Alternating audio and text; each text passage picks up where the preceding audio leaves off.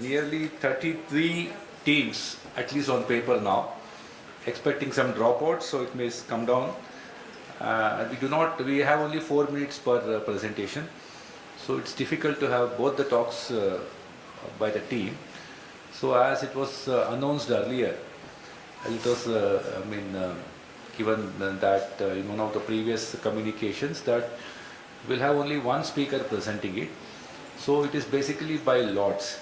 So when the presentation starts, the next speaker who is in line, the two mentees can come here, pick up the chit, and then as per the lots, they can decide that who is going to present. It will be decided. So hope you have loaded both the presentations, right? Okay, just make sure that with AV you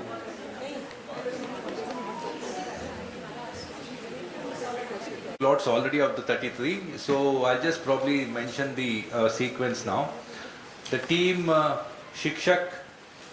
The second is Dr. Moria's Master Blasters, the third is the Optic Nerds, the fourth is Kalinga, fifth is Descendo Decimus, next is Team RMI Titans, Team Kalinga, then Vision Wizards, Optimistics, Vision Savvy, Sight Savvy, the Visionaries, the KF Ring, the Deen Dayal Upadhyaya Hospital New Delhi, IQ Elite, Army Hospital R&R, Ophthalmic Ninjas, that is Dehradun team, and the trio of tomorrow, Visionaries in Ophthalmology, the Preceptor Queens, Atropa Belladonnas, Next Gen Eye Masters, Shamsha Medical College, Reva, Adesh Institute of Medical Sciences, Batinda, UCMS Mavericks, the Iconics, Towards Tomorrow, Ifinity, JNMCH, Visionary Minds, Vision Vanguard, the Visionaries, the AIMS Patna, CFS Retina, then Sage GSMC and KEMH Mumbai Team A, and there's another Team B. Okay. Hope your names are figured in this. So can we have the Dr. Moria's Master Blasters, both are there? If they are there, no. Kalinga, no. Even if one person is there, you can come. We can decide. Descendo Decimus, क्या नाम है? No, Decimus. I don't know what does it mean. What does it mean? Okay. But who is going to teach the meaning of this? So you are what? You are mentee 1. The other person is mentee 2. Just imagine that person. Mentee 2 is presenting. What's the name? Huh? Lihalin. Okay? Fine. Team RML Titans? No. Team Kalinga is not there. Okay. Vision Wizards? No. Optimistics? Oh, we are very optimistic that he will probably be present. But only one? Huh? Oh, RML, okay. RML Titans we called? Okay. So you are mentee 1, you are mentee 2. Okay. Mentee 1 is presenting. What's your name? Huh? Varsha. Okay, right. Yeah, optimistic. At least we will start in the beginning. It's okay, we'll decide the only who is presenting. So you can relax if you are not there. Or you are mentee 1. Oh, what's your name? Huh? Ask her not to come. You are what? No. Optimistics. So she can come around say. Vision Savvy? No. Visionaries? No. KF Ring? KF Ring is always late to appear. Deen Dayal Upadhyaya Hospital?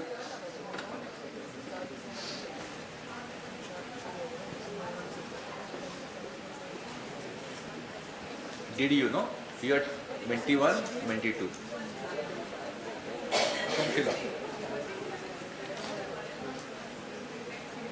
Mentee 2. What's your? Huh?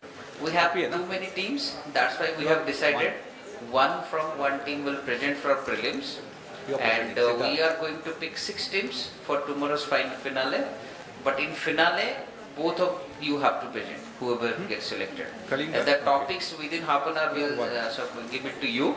So few students were asking me ki how come we prepare, but this is what most of the time your teachers faces in real life situation. You know?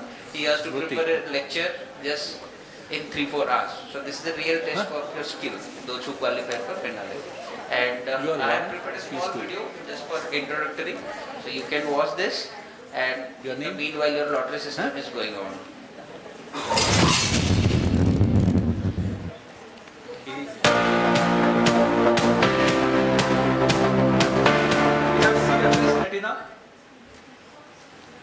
You are 1, she is 2.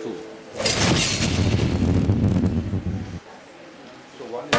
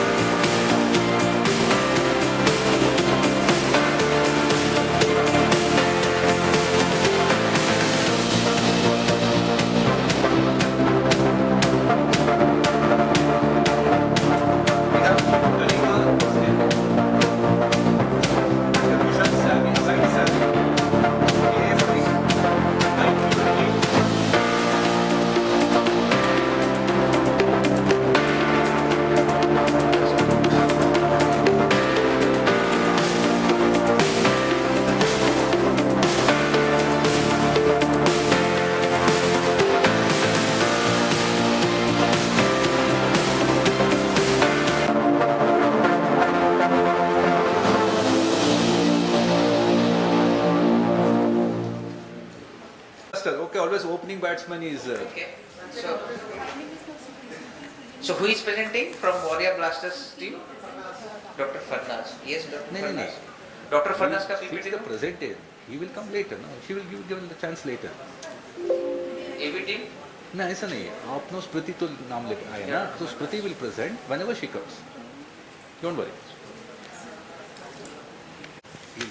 So I'm Dr. Farnaz and I'll be talking to you on approach to lid tumors. So we have a range of pictures here and we have a flowchart here. How difficult would that be to remember? So just while looking at this and also a patient with a lid tumor, do you feel confused, worried, getting a headache or a head rush, and finally end up getting a look from your patient like this? So today is the end for all of that, because we'll be able to describe a lesion and then comment on the differentials and definitely say if it's a benign or malignant one.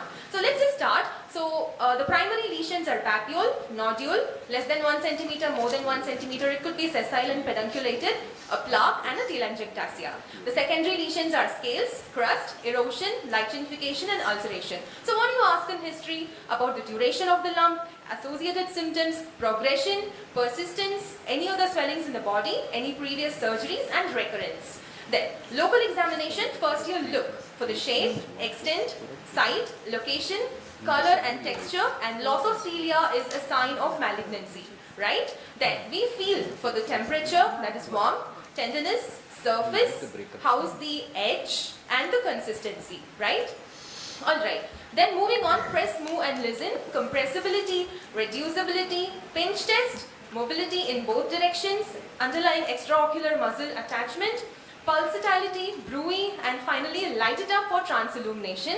Definitely do not forget the regional lymph node examination. So we have a flat lesion over here, papulomatous, rough in texture, no loss of cilia, and similarly a pedunculated lesion here. So probably a benign squamous papilloma. Then, ranging from flat, non-elevated to nodular and pigmented, arising from the melanocytes, this is going to be cutaneous nevi. Plexiform neurofibroma, classical S-shaped ptosis, can range from small bulkiness to mechanical complete ptosis. Red and blue lesions, hemangioma, which can be by birth or acquired. Compressibility you can see in the last two pictures of the top row. And malformations of the arterioles, venules and lymphatics in the lower row, right? The cystic lesions. So what are the cystic lesions we have?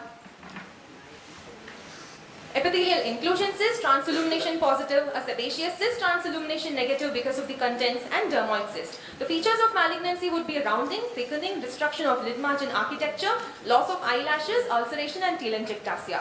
A nodulo-ulcerative lesion, rounded, rolled out edges, telangiectatic vessels, base necrosis, all locally invasive, everything is associated with basal cell carcinoma.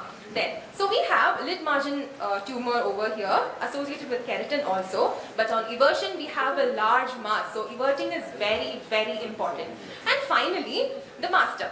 Sebaceous gland carcinoma can range from a nodular yellow lesion to a palpable indurated mass and also a fungating mass. But can you see the last picture in the lower row? Recurrent blepharitis and recurrent blepharoconjunctivitis, recurrent chalazions, especially at the same site, depict a mimic as sebaceous gland carcinoma. Let's just put into practice what we read, okay?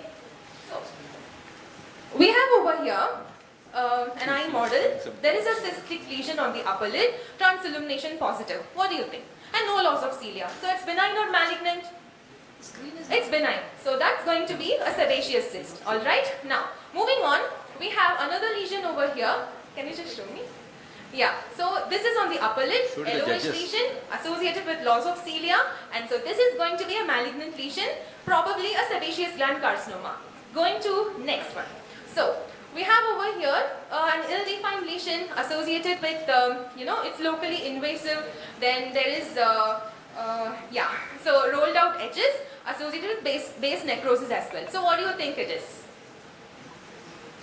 Basal cell carcinoma. Thank you so much. Okay. Yeah, teacher, you called us as students anyway. I have a question. You have a lot of lesions around what you showed.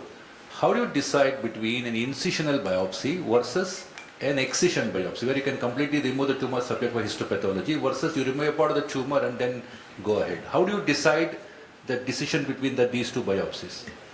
So, incisional biopsy is preferred when the lesion is not well defined and the extent is like, we do not know the extent.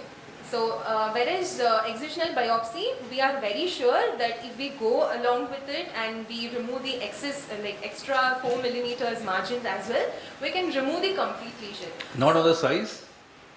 Is it the size or the definition of the tumor? Definition is more important than the size.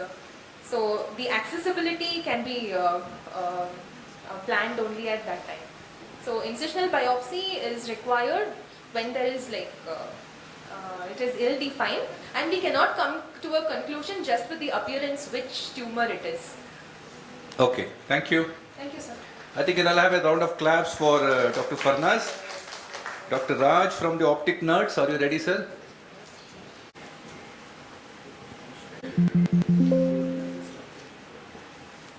Power.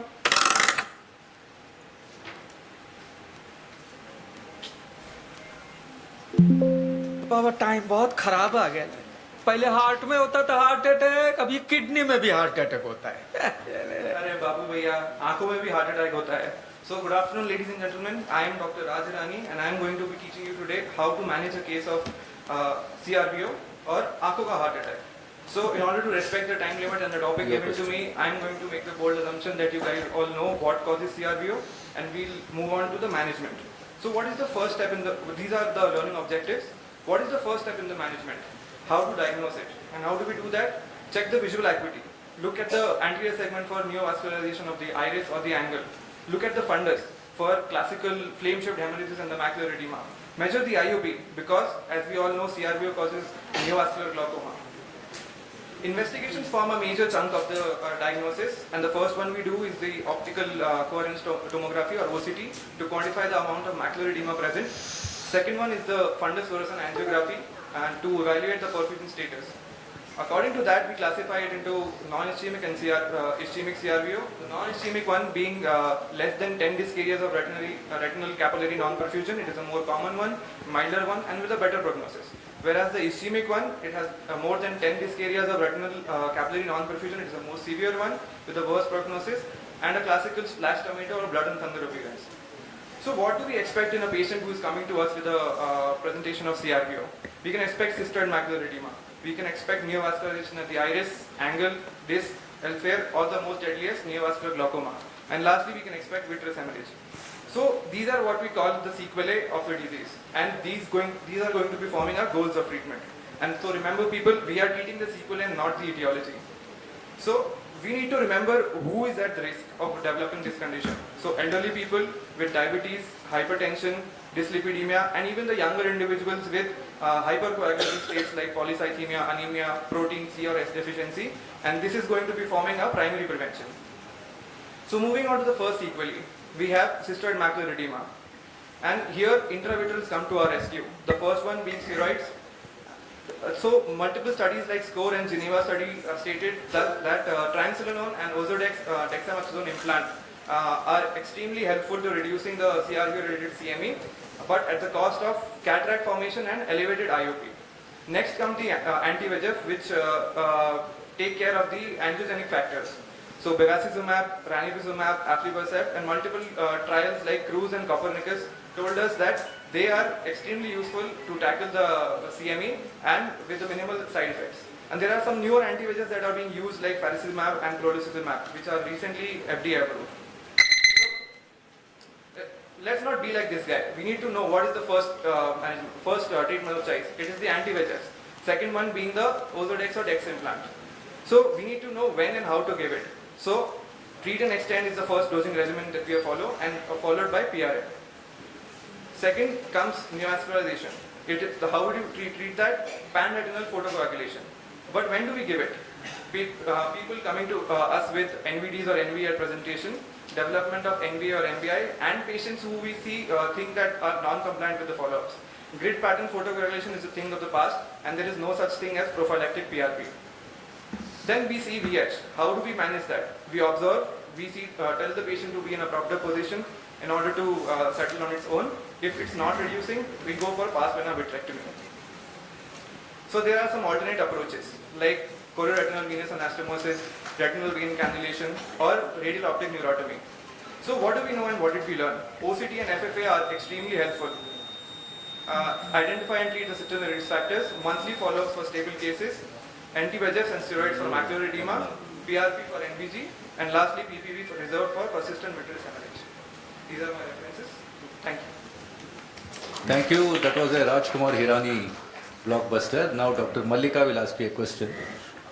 Yeah, it's a good presentation. Just want to know, what are you trying to highlight with this? Is there a bottom line that you're trying to highlight with this presentation?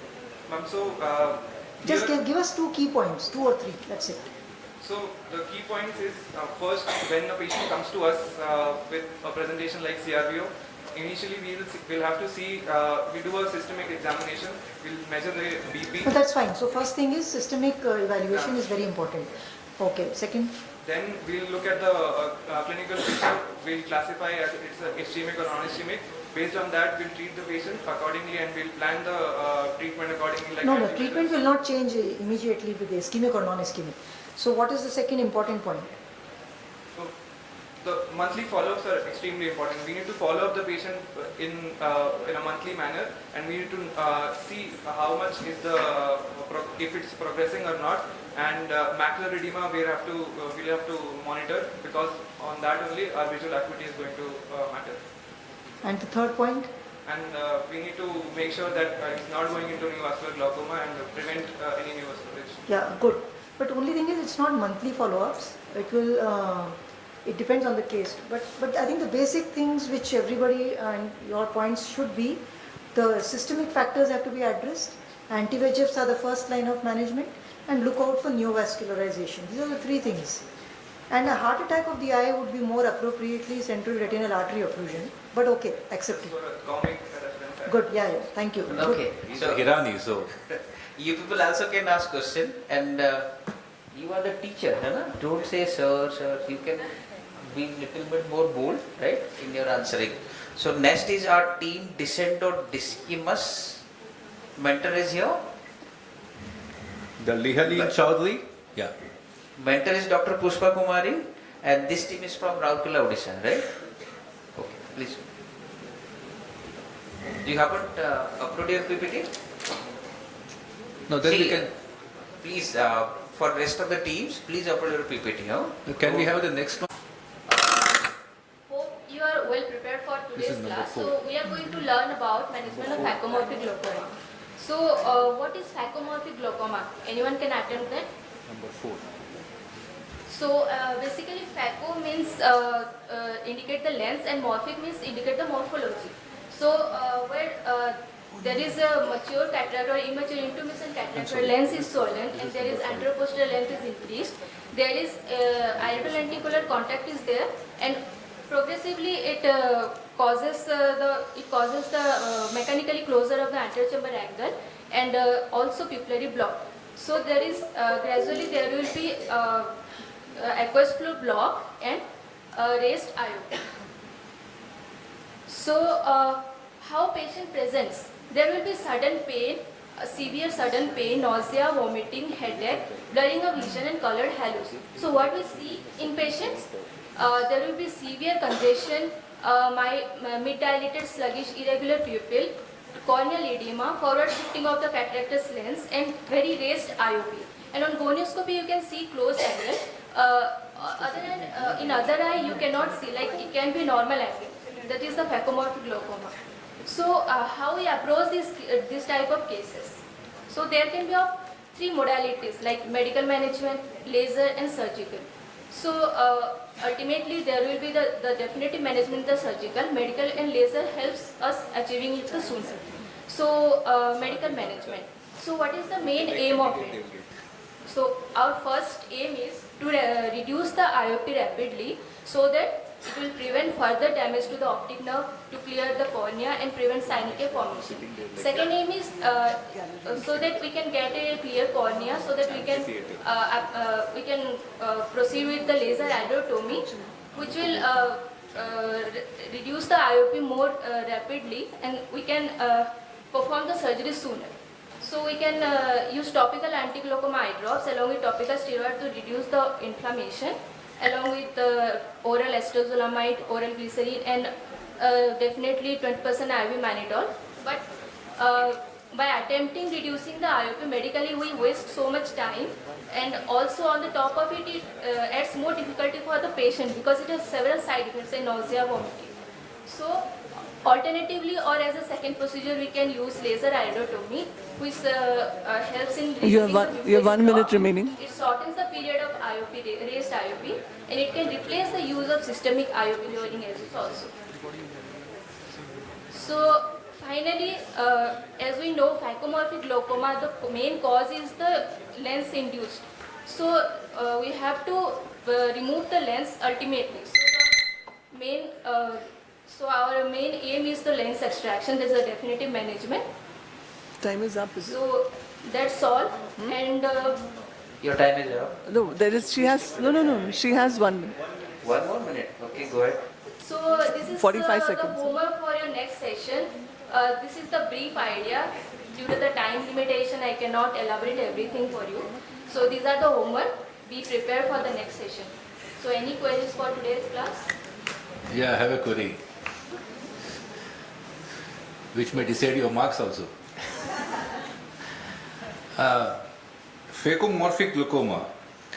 Let's say a patient is an advanced cataract. She is going for, let's say, an abroad for 6 months or 1 year. She may not come back, and there's a possibility that the patient may develop a hypermaturity or may develop a lens-induced glaucoma. Is there anything that you can see in the eye to predict that she may develop such a complication in the time allowed, so that you can ask her to get a surgery and go? Is there anything that you want to see in the eye so that you can predict such a thing? So there is like if there is development of cataract, we have to like tell the patient that there is no need to like wait for the till you get the mature cataract and the No, diagnosis. she's going abroad after a week. But is there anything that you want to see in the eye and tell her that you have high chances of developing a lens-induced glaucoma if you don't come back within a year, or you may probably let her go? Anything that can help your counseling? Okay, I will get back to you after the proper. Thank you, madam. I'll be there in the next class definitely. Okay, next we have Dr. Varsha. Team RML Titans. Huh? Number 6. You tell us the serial number. Number 6. 6. Team RML Titans.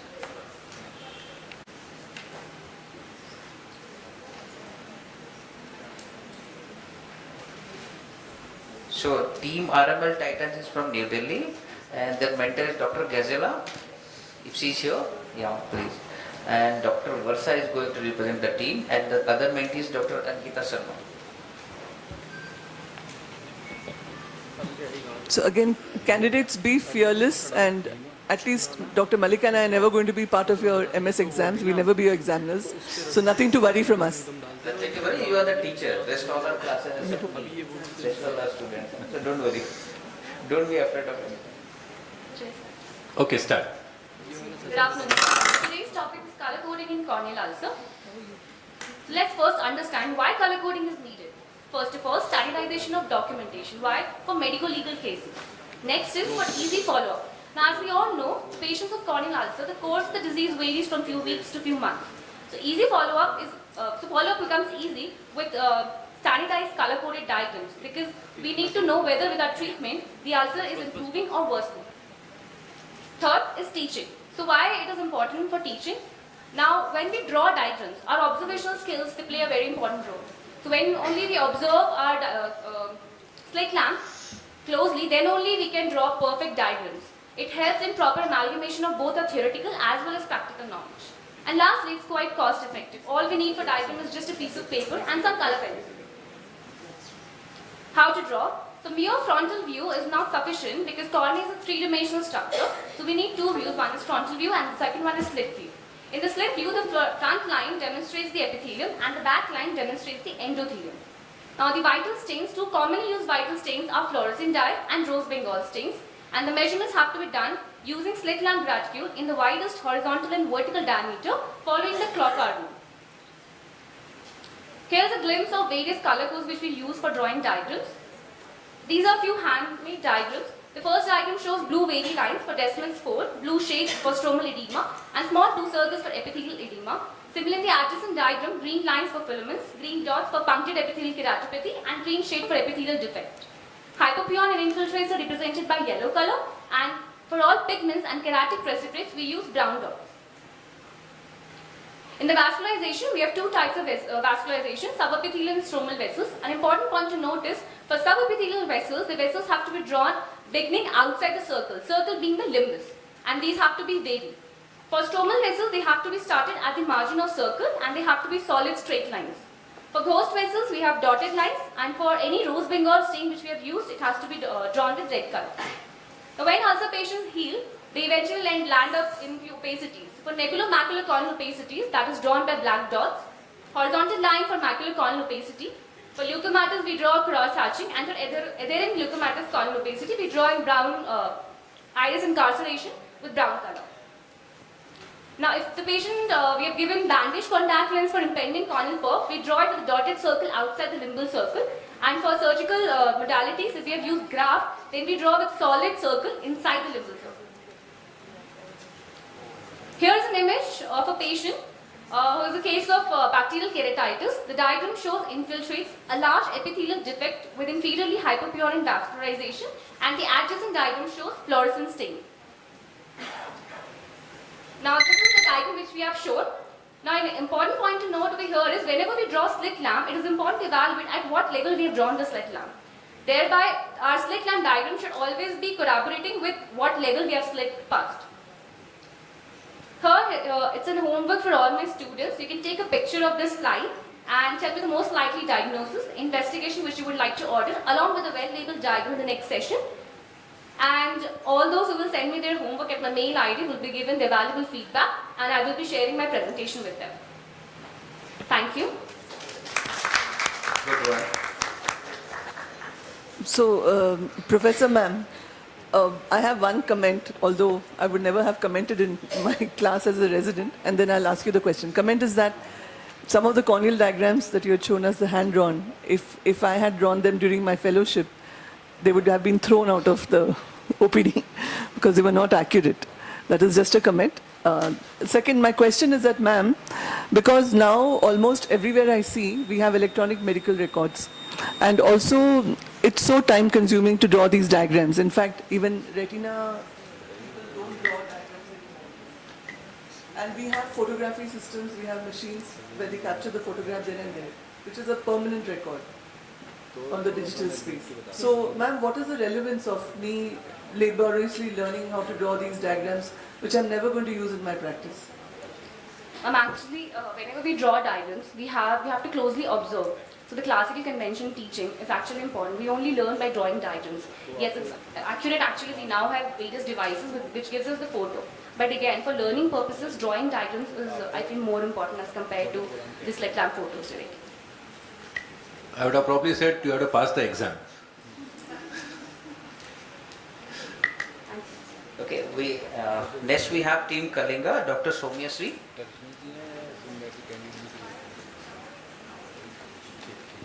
Dr. Subhani Sahu will be presenting, okay?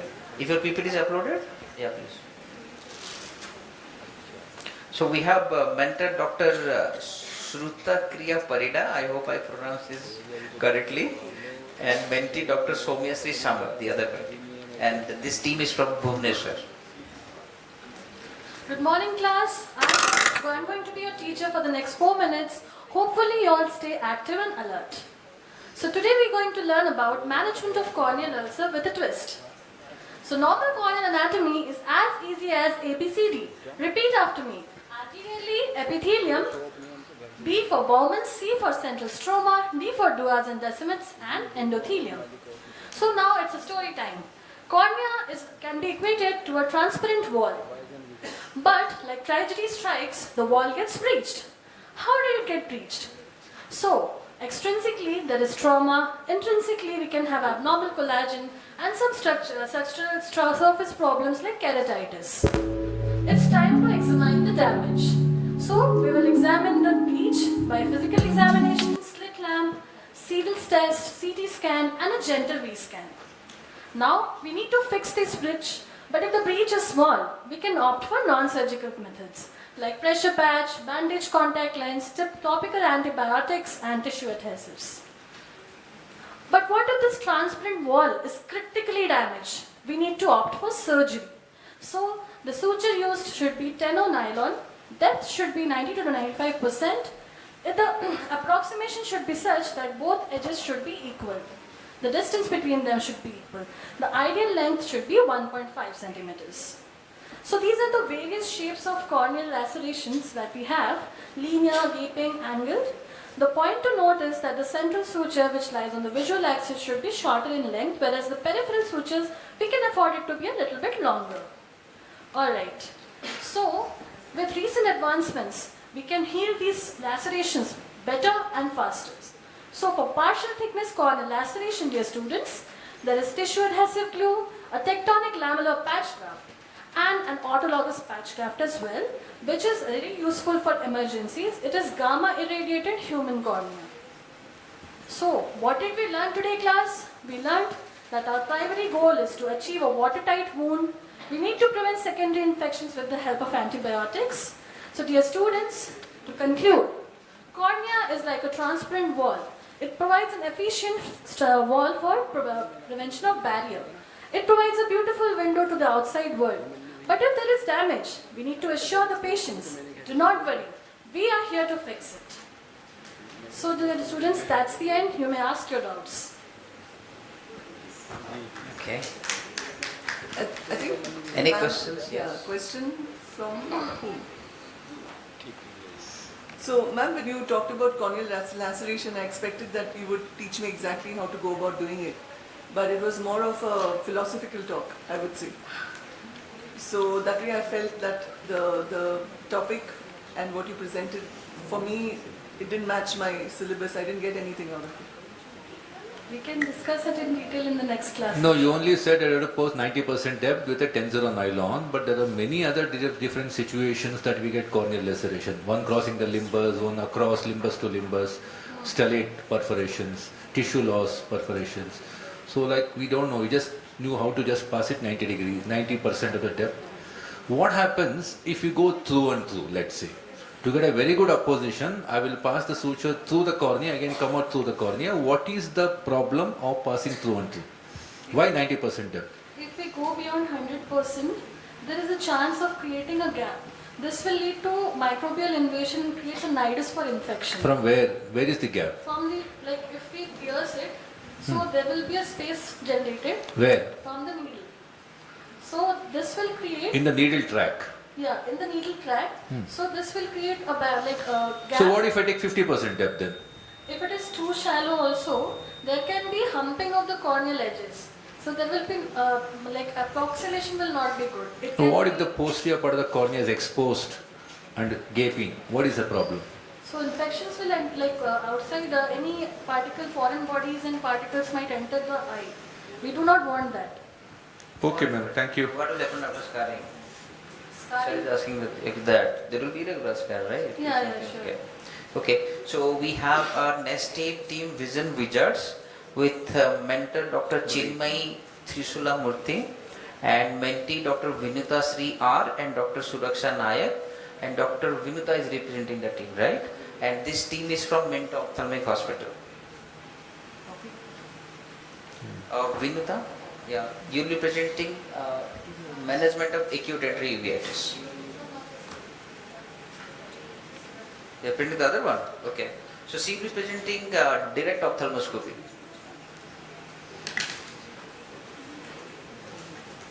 And next team will be team of optimistics. Okay. So please confirm with the AV team which is the PPT to be uploaded. Okay.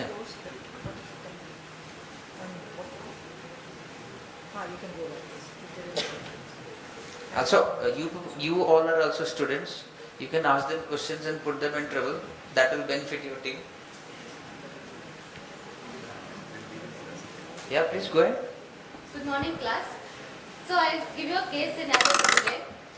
Today, a patient has come to OPD with from an OPG reference stating that they need a fundus examination. But as you know, in an OBG or a neurosurgery, they require pupils to be undilated because DCS score is really important. So what is the mechanism, what is the instrument or what is the machine will you use to check for the fundus? So now comes the important thing of the direct ophthalmoscope. It was first invented by Dr. Helmont in the year 1851. Coming to the different parts of the direct ophthalmoscope, in the patient side we have the viewing window, the aperture dial, the filter switch, diopter dial and also the on and off switch. In the practitioner side we have the grow rest, the viewing window, the aperture dial and also the diopter power display. Next, coming to the different apertures in the direct ophthalmoscope, you have the small aperture which is used for viewing the fundus in the undilated pupil. Next is the large aperture which helps in viewing the fundus in the dilated pupil and also for viewing the red reflex. Next we talk about the fixation aperture which is a good aperture for an eccentric pupil and helps in viewing the fundus without masking the macula. The last will be the slit aperture which helps in viewing the elevations in the fundus, especially the edematous disc. Next, coming to the different filters. Next, coming to the different filters in the direct ophthalmoscope. The first is the polarizing filter, which helps in viewing the, which helps in reducing the reflections in the fundus. Next is the green filter, which helps in viewing the hemorrhages and also the RNFL defects in glaucoma. Now coming to the cobalt blue filter, which helps in viewing the corneal aberrations in the as well as the punctate keratitis. Coming to the optics of the direct ophthalmoscope, from the lamp filament, we have the rays of light that condenses on the lens 1. The rays of light condenses on the lens 1. and through a small aperture in the ophthalmoscope as mentioned previously.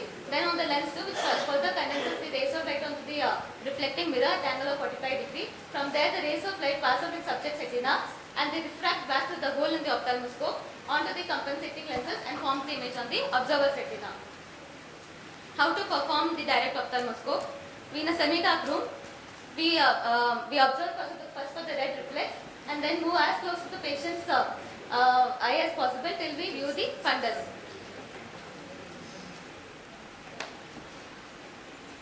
Next, coming to the optics, in the image formed in the emetropic eye will always be an erect image. In hypermetropic patient, it will be smaller, whereas in myopic patients, it will be larger. In a hypermetropic patient, the diverging rays of light form the image behind the retina, whereas when you use the compensating convex lenses, they form the image directly on the retina. Similarly, in a myopic eye, when we use the compensating concave lenses, we form the image directly on the retina. That's why compensating lenses are important. In astigmatic patients, the full view of the fundus cannot be secured because the correcting lenses used are mostly spherical. Therefore, one meridian at a time can only be visualized. Coming to the field of illumination, it is directly proportional to the size of the pupil and inverse proportional distance. At a distance of 15 cm in an undilated pupil, nothing of the fundus can be visualized, but at a 2 cm distance in an undilated pupil, a magnified view of the disc can be easily visualized. And similarly, in a 2 cm dilated pupil, the disc as well as the periphery of the fundus can also be visualized. Coming to the advantages, direct ophthalmoscope is highly portable. Highly magnified view of the disc can be seen. Time is up. Okay, go ahead. Go ahead. Okay.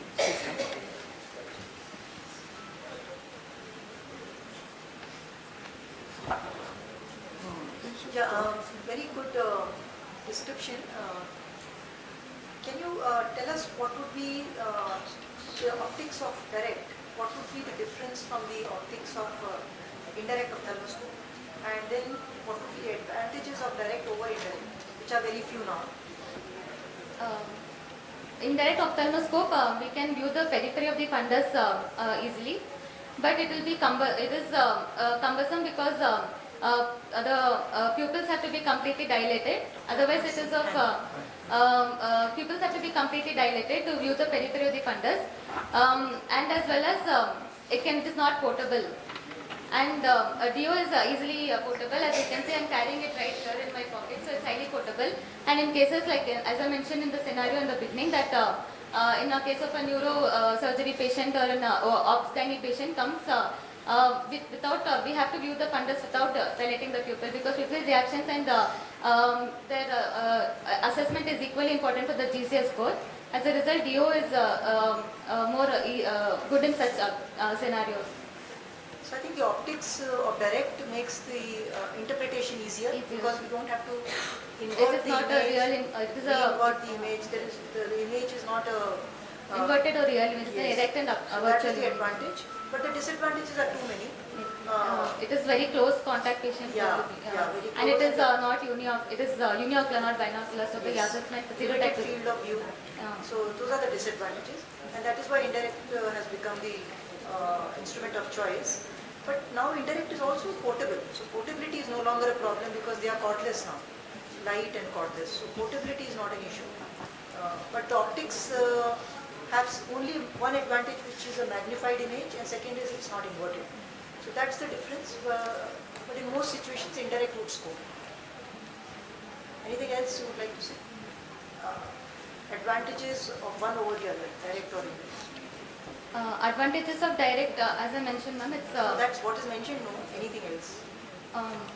A magnified view of the disc and the fundus will be visible. So minute changes in the vessels like also it helps us to assess the opacity caused by lens and or the cornea, so that we are able to assess the practical amount of visual disability caused by the media opacity with a direct ophthalmoscope, which we cannot do with an indirect ophthalmoscope. So you can assess the cataract better with a direct than with a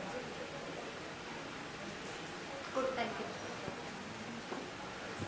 So we have from the team Santosh from New Delhi, And Dr. Sarita is the mentor, and Dr. Adis is going to represent the team. Good afternoon, students. Today we'll be reading about retinal detachment chart. In previous classes, we have already seen what is retinal detachment. It is not the actual detachment of retina from the choroid, but it is detachment within the layers of the retina. That is the neurosensory retina and the retinal pigment epithelium. We have already seen there were different types of retinal detachment like rhegmatogenous, tractional and exudative. Today we will be continuing that class with the charting of retinal detachment. So for any fundus charting, you need a Amsler-Dubois chart. So on the right side of your screen, you can see there is the Amsler-Dubois chart where you mention the details of the patient. You see 3 concentric circles. The innermost circle will represent the equator. The middle concentric circle will represent the ora serrata, that is the anterior-most extent of retina. And the outermost circle will represent the junction of the pars plana and the pars plicata. Also, you need to mention whether it is a right eye or left eye, that is OD or OS. The center will represent the macula, and depending whether it's right eye or left eye, you can draw the optic disc nasal to the macula. So why do we need to document it on our chart? That is for documentation purpose, for follow-up, better communication when you are referring the patient to another doctor, to help mentor students, and also it helps you medico-legally. So we all know we need to have a retina. For examining retina, we need an indirect ophthalmoscope, a 20D lens. To examine the periphery, we'll need a scleral depressor, the chart, the color pencils. They are different color coding, pencil and an eraser. So in indirect ophthalmoscope, on the right side of the screen, you can see that we are examining the right eye of the patient. But we have all studied that the optic disc is supposed to be nasal. But in the eye, we see that the optic disc is temporal. So it is very important to know that whenever we are seeing an image with an indirect ophthalmoscope, it is the nasal will be temporal, the temporal will be nasal. That is, it is reversed. And also it is inverted. So superior what you see will be actually the inferior, and inferior is the superior. Suppose if there is some pathology in the superotemporal part of the retina, in an indirect ophthalmoscope you will see it as inferonasally. So to overcome this, basically what you have to do, you just have to invert the chart. So suppose if the 12 o'clock is actually up, but when you invert it, the 12 o'clock will face the leg end of the patient and the 6 o'clock will face the head end of the patient. And you just draw and you will be correct. So these are color coding for the retinal detachment I have just mentioned. So attached you show in red, detached retina is in blue, macula if it is attached it is red plus, if it is detached it is blue plus, and for pigmentation you can either use brown or black color. So in example 1 we see that we are examining the right eye of the patient. So this is what we see on an indirect ophthalmoscope. So you take the chart, reverse it, draw the lesion as you see.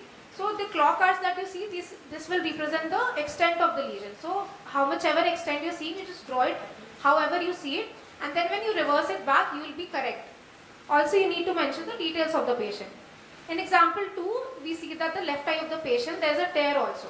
So you take the chart, reverse it, draw however you see, and then when you reverse it back, then you see that the position of the detachment and the color coding, everything will be correct. It will match how it actually is. So in the next class, we'll read about the Linkoff rule. So read about it and come. In Linkoff rule, basically we know that in rhegmatogenous RT, we follow these rules just to find out where the tear is in the retina. So thank you. Thank you. Meanwhile, when the judges are asking question, site savvy team, are you there? Okay. The visionary, you can come.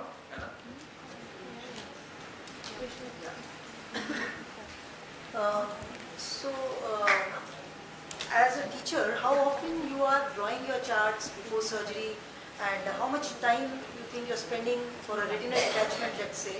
Are you really drawing charts and drawing each and every tear, break? And what is the significance of the blood vessels next to a break so that you can find them during surgery? Just highlight those areas. That's a very nice question. So for me personally, I draw all the retina diagrams. For me it's very important. Just not for myself also, it helps me medico-legally, which is a very important aspect as a practicing physician. So for all my cases, I will try to examine all the retina and draw it as I've shown you in the class. And I'll make sure that at every follow-up also I do the same, so to find out whether it has increased, decreased, or also if I do some intervention, whether it has helped me or not. And also it helps me find the tears, and in case if I'm referring the patient also, it is easier for me to how like to, and also for me to teach my PGs, it is very easy for me, so that I'll let them know the extent, because I personally cannot afford a retina photography as such till now, so it is easier for me. Yeah. Yes, very good. And to more easily localize the lesion, you can also draw the retinal vessel on the diagram, and then keep this chart on the wall when you are operating, so that you are able to see where are the tears. So classically that should be done. Now nobody does it, but that's the idea of having the diagram. It should be visible to the surgeon during the surgery. So it does have advantages, yes. We have not discussed here its advantages in diabetic retinopathy documentation. That I think we have not covered in this. But I'll be covering that in the next class. Okay. Thank you. So for surgery this is good. Thanks. Thank you. Thank you. So Dr. Siddharth is going to represent Team Visionary from RP Center AIIMS New Delhi, mentored by Dr. Nawaji Sheikh, and the other mentee is Dr. Arush Diora. Good morning everyone. Today's class will, the next class will be on the management of diabetic macular edema. So DME is the thickening of the macula due to the collection of fluid and or all lipid exudates. It is a major cause of vision loss in diabetics, affecting almost 4.7 million people in India alone. The pathogenesis, the central to the pathogenesis is a breakdown of the blood-retinal barrier due to inflammation and oxidative stress. Hyperglycemia leads to the activation of the polyol protein kinase C and hexosamine pathways, leading to hypoxia and reactive oxygen species, releasing VEGF, angiotensin II and other cytokines, which cause breakdown of the blood-retinal barrier and increased vascular permeability. This leads to the exudation of fluids as well as lipid, causing edema and hard exudates. There are multiple classifications of DME. We need to know only two. This is a well-known classification based on indirect ophthalmoscopy. All of us know this. I won't go into it. What is more important in today's age is the OCT-based classification given by drcr.net. Non-center involving DME does not involve the central 1 mm subfoveal zone, and center involving DME or CIME involves the central 1 mm. Thorough systemic workup for diabetes should be done, and the most important ocular investigation is optical coherence tomography. We get the optical section of the retina, similar to histopathology, and we classify diabetic macular edema as shown. OCT biomarkers of DME prognosticate the disease. In particular, the loss of integrity of the ellipsoid zone and disorganization of inner retinal layers give a very poor prognosis for the patient, no matter what treatment you give. Fluorescein angiography, in today's age, there are only two indications. One is to detect focal leaks when you are considering focal laser, and the other is to detect macular ischemia in cases of unexplained vision loss. Coming to the management, systemic control is the most important. And as for ocular, a good surgeon knows when to operate, but a great surgeon knows when not to. Protocol V of drcr.net says that in good vision, more than 20 by 25, no matter what the clinical appearance and no matter what the investigations, do not treat. These are the various anti-VEGFs we know and their respective trials. Please go back and study. Protocol T in particular states that bevacizumab, ranibizumab and aflibercept are equally efficacious if the visual acuity is better than 20/50. If it is worse than 20/50, aflibercept may be slightly better than Avastin, but not ranibizumab. This is my most important slide. Vision less more than 6/9, near vision more than 6/8, N8, do nothing. If the near vision falls below N8, consider anti-VEGF. Vision falls below 6/9, give anti-VEGF. Anyone as the patient is affording. Vision falls below 6/24, consider aflibercept or newer anti-VEGFs. Using any one of these regimens. Steroids, intravitreal steroids are also a good option, especially in pseudopeaks and vitrectomized eyes, and in cases where anti-VEGFs have failed. Focal laser has a role only in paracentral macular edema, non-center involving macular edema with focal leaks. Subthreshold micropulse laser is a newer modality which is supposed to cause less damage. Studies are still undergoing. If nothing works, surgery. प्यार से बात क्या करने से नहीं हुआ तो चाकू लाओ. So tractional DME is an indication for vitrectomy, even without other bleeds or other more severe conditions. There are many new advances coming up. So newer anti-VEGFs like golimumab and faricimab, sustained release implants, targeting angiopoietin and mTOR pathways, and role of phenofibrates. I conclude my talk. Thank you. A very huge topic, sir. So I didn't understand much because there were too many things that were covered, and I'm not a retina specialist, I'm still studying. Just one thing I had to ask you, that when you said that vision is better than 6-9, do nothing. So I think my role as an ophthalmologist doesn't end at just looking at the vision 6-9 and do nothing for the CM. But obviously it's not do nothing, it's observe and reinforce diabetic control to the patient. It's never do nothing. Control of diabetes is a Yes, must in but all you said patients. do nothing. So I'm going to take what you taught me and do nothing. I'll just have to go home. Yes, ma'am. I also mentioned that systemic control is the most important and must in all patients. But ocular intervention as such. No, I get what you mean. I'm just saying that I wish that you could have rephrased that better. I mean, jokes apart, that's what I meant. Another non-retina specialist question. What is the usual systemic contraindication for anti-VEGF injections? Anti-VEGFs have been known to cause coronary artery events, cardiac events. So In all patients? In several patients. So if the patient already has coronary artery disease, A lot of patients have coronary artery disease. Then probably a majority of them will be, then our retina surgeons will become poorer because you can't give injections to most of them. uncontrolled diabetes. Doctor, there is only one absolute contraindication. Uncontrolled diabetes is a contraindication. What is the only one absolute contraindication? It could be teratogenic, so pregnancy is the only one contraindication. Others are all relative contraindications, which, as you said, recent coronary events, which means 3 months. In the last 3 to 6 months, if there are cardiovascular or cerebrovascular events, you could consider avoiding, but it's not an absolute contraindication. Severe nephropathy is a relative contraindication. Again, you check with the nephrologist if you can give. Or if there is traction which can worsen with an anti-VEGF, there you would prefer to give a steroid, because traction, if there is already there, it could worsen. But these are all relative contraindications. Pregnancy is the only absolute contraindication. Okay, thank you. Okay, Dr. Siddharth. Team DDU? No one is here.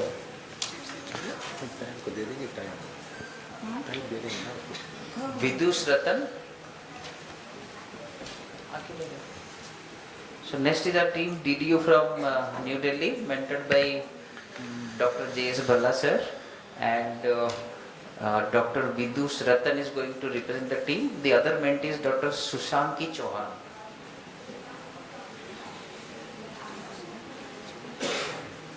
Number 13.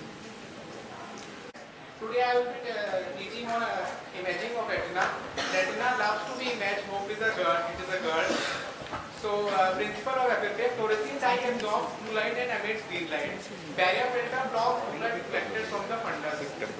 Can you just speak closer to the mic? Excuse me, doctor. Just speak because we can't hear what you say. Informed consent has to be always taken before starting the procedure. Phases of FFA: choroidal phase or pre-arterial phase. 10 to 12 seconds after dye injection, patchy choroidal filling is seen. Arterial phase 2 seconds after choroidal phase. Delay is seen in case of CRO and ocular ischemic syndrome. Arteriovenous transit phase seen 2 seconds after arterial phase. Laminar flow is seen in the veins. Venous phase 25 seconds when concentration of dye is maximum. Delay is seen in case of neovascularization. Reseparation phase begins 30 seconds after injection of dye. Late phase, retinal vessels are empty of dye, but the disc remains hyperfluorescent. Now coming on to the interpretation of FFA. FFA can be normal, abnormal, or there can be an artifact. Abnormal FFA can be due to hyperfluorescence or hypofluorescence. Hyperfluorescence can be due to leakage, pooling, or staining. In leakage and cooling, in leakage intensity and size both increase with time.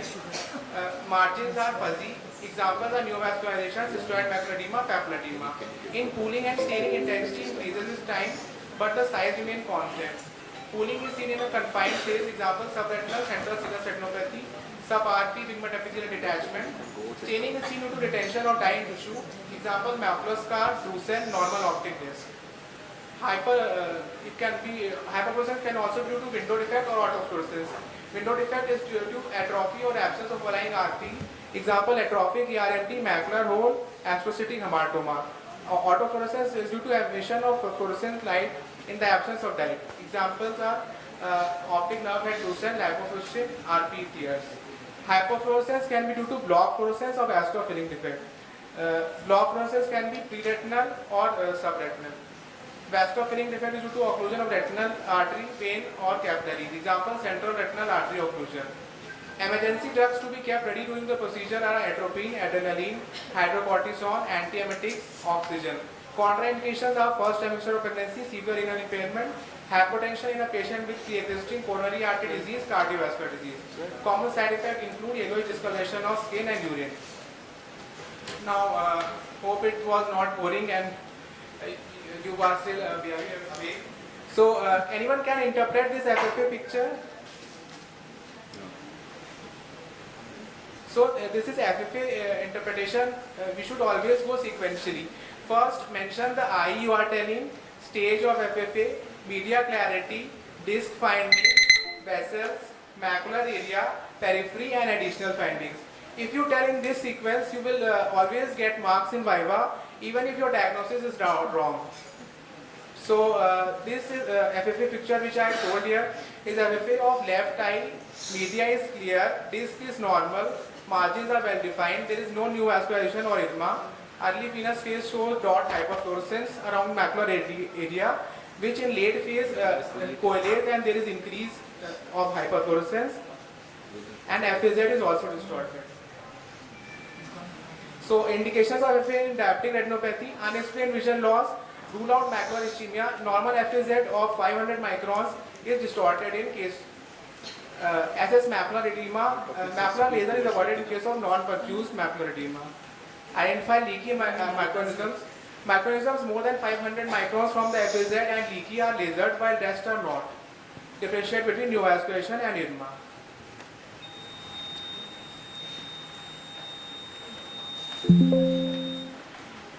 One comment is that only in the last 1 minute he came alive when he started talking about the tips for how to pass the exams. Yeah, it's a good presentation, very good images. But could you tell us, in this era of OCT angiography, how frequently are you really doing fluorescein, and what is the only remaining indications nowadays for fluorescein? Like new vessels on the disc or posterior pole, we can see with OCT angio. Similarly, hypoperfusion, macular ischemia, FAZ distortions, this we can see with OCT angio. So what is the only remaining indications for FFA nowadays that you are doing? One or two, give me two or two. Like capillary non-perfusion areas we can see and laser them. That can be done with OCT angio. Can you tell me one or two things where FFA scores over OCT angio, where you have to do it even now? One is CSR, because OCT angio will not show you the leakage. So for CSR you need to identify where is the leakage, OCT angio will not show. Second is in a diabetic or any other macular edema where you want to do laser, the leakage pattern which you showed as the last slide, that will not be picked up by OCT angio. So to be able to do laser, you need the leakage pattern which comes only from FFA. So these are the two indications. Conditions like impending CRVO, we can do that. How will it help you? And how? So what will you do? Too many things will cause delayed filling. You don't know whether it is impending CRVO. It could be ocular ischemia syndrome, carotid occlusion. It could be many things. So.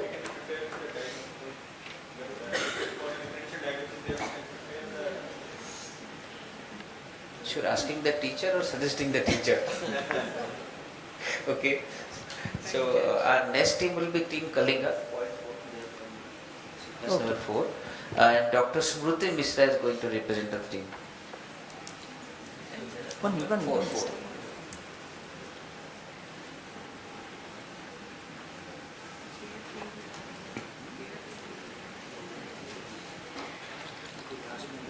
class. So we've read about heart attacks and we've read about brain strokes, but have you ever heard about the stroke in the eye? That's what we're going to learn in today's class. Before going to our topic proper, I wish to introduce you all to to the legend, Professor Dr. Sohan Singh Here. He has tremendously contributed to our understanding and our knowledge about retinal vasculature and vascular occlusions, and a man like him should never be forgotten. So with this, let's go to our topic proper. What is central retinal artery occlusion? It is a sudden blockage of the central retinal artery, which is the primary blood vessel supplying the inner retina, leading to rapid retinal hypoperfusion and ischemia, which may result in profound and irreversible vision loss. It's an ocular emergency and it requires emergency room management and immediate stroke evaluation. So how will you identify a case of CRO in a busy OPD? The patient will complain of sudden onset painless loss of vision, akin to the sensation of a light bulb going off in the room. Visual acuity is usually counting finger or worse, and RAPD will be present regardless of visual acuity. The points that you should check for are the age of the patient, sudden painless diminution of vision, a short quick history of duration of vision loss, and the history of any major illness like hypertension, diabetes mellitus, dyslipidemia. You should check for the pupillary light reaction and visual acuity on Snellen's chart or counting fingers. And a quick undilated fundus exam should be done, and all of this should not take more than 5 minutes. Classical signs in fundoscopy are the cherry red spot in the macula, segmentation in retinal vessels known as box scarring or cattle trucking, dyschedema with pallor and emboli. A lucky few patients may have an additional cilioretinal artery which supplies the macular area, and in these patients you may find a reasonably good central vision. How will you manage the patient? Immediately start carbogen inhalation and digital ocular massage. Ask the patient to breathe inside a paper bag. If a paper bag is not available, ask the patient to cup both his hands in front of his mouth and breathe for 10 minutes hourly for about 48 to 72 hours. Digital ocular massage should be given by applying firm pressure on the globe and for about 10 seconds and suddenly releasing it. This will help in dislodging the embolus. Anterior chamber paracentesis can be done to reduce the IOP. Additionally, we can give IV or oral astazolamide, IV pentoxypyrin, sublingual isosorbate dinitrate and NTG patches. Check for vision every 15 minutes while continuing the above steps. Ancillary ocular investigations include FFA, OCT macula and OCT angio. Although these investigations are confirmatory in the diagnosis of CRO, but they are only of academic interest as they are not admissible in such a time-sensitive scenario. Send blood samples for routine investigations including PT, APTT, ESR, CRP, lipid profile, perform an ECG and a 2D echo, do a carotid and a vertebral Doppler to check for the source of embolus. Additional investigations in young CRO patients are serum homocysteine coagulation profile, HSCRP, cryoglobulin assay, APLA and lupus profile, chest X-ray, and then refer the patient to an internist or a cardiologist for further evaluation. Certain newer procedures can be done to manage CRO. These are intraarterial thrombolysis, NDA laser embolysis, PPV with endovascular surgery and PPV with intra-op IOP control. This is your task for the next class. I want you all to read up about it, and we'll be discussing these in detail in our next class. You can scan this QR code to view my sources, and you can reach out to me at this email ID. Your picture was asking them to be drowsy, not come prepared. Okay. Not to get drowsy by reading up. I think stroke in the eye, whatever CRO you said, has a lot of long-reaching, far-reaching consequences, and you just finish it up with one sentence. Can you elaborate on after your eye treatment, whatever happens, what exactly is going to be the next most important logical step?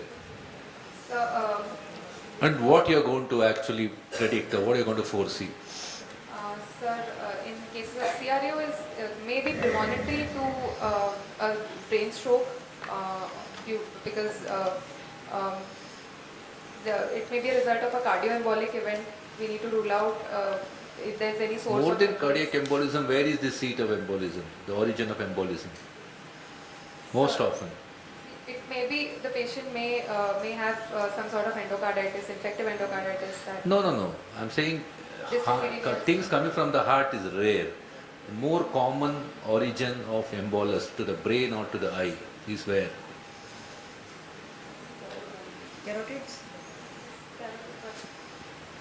So what are the investigations that you normally suggest, okay, for such a patient? Carotid Doppler. Carotid Doppler? Carotid Doppler and vertebral artery Doppler can also be done. Okay. Navjot, please.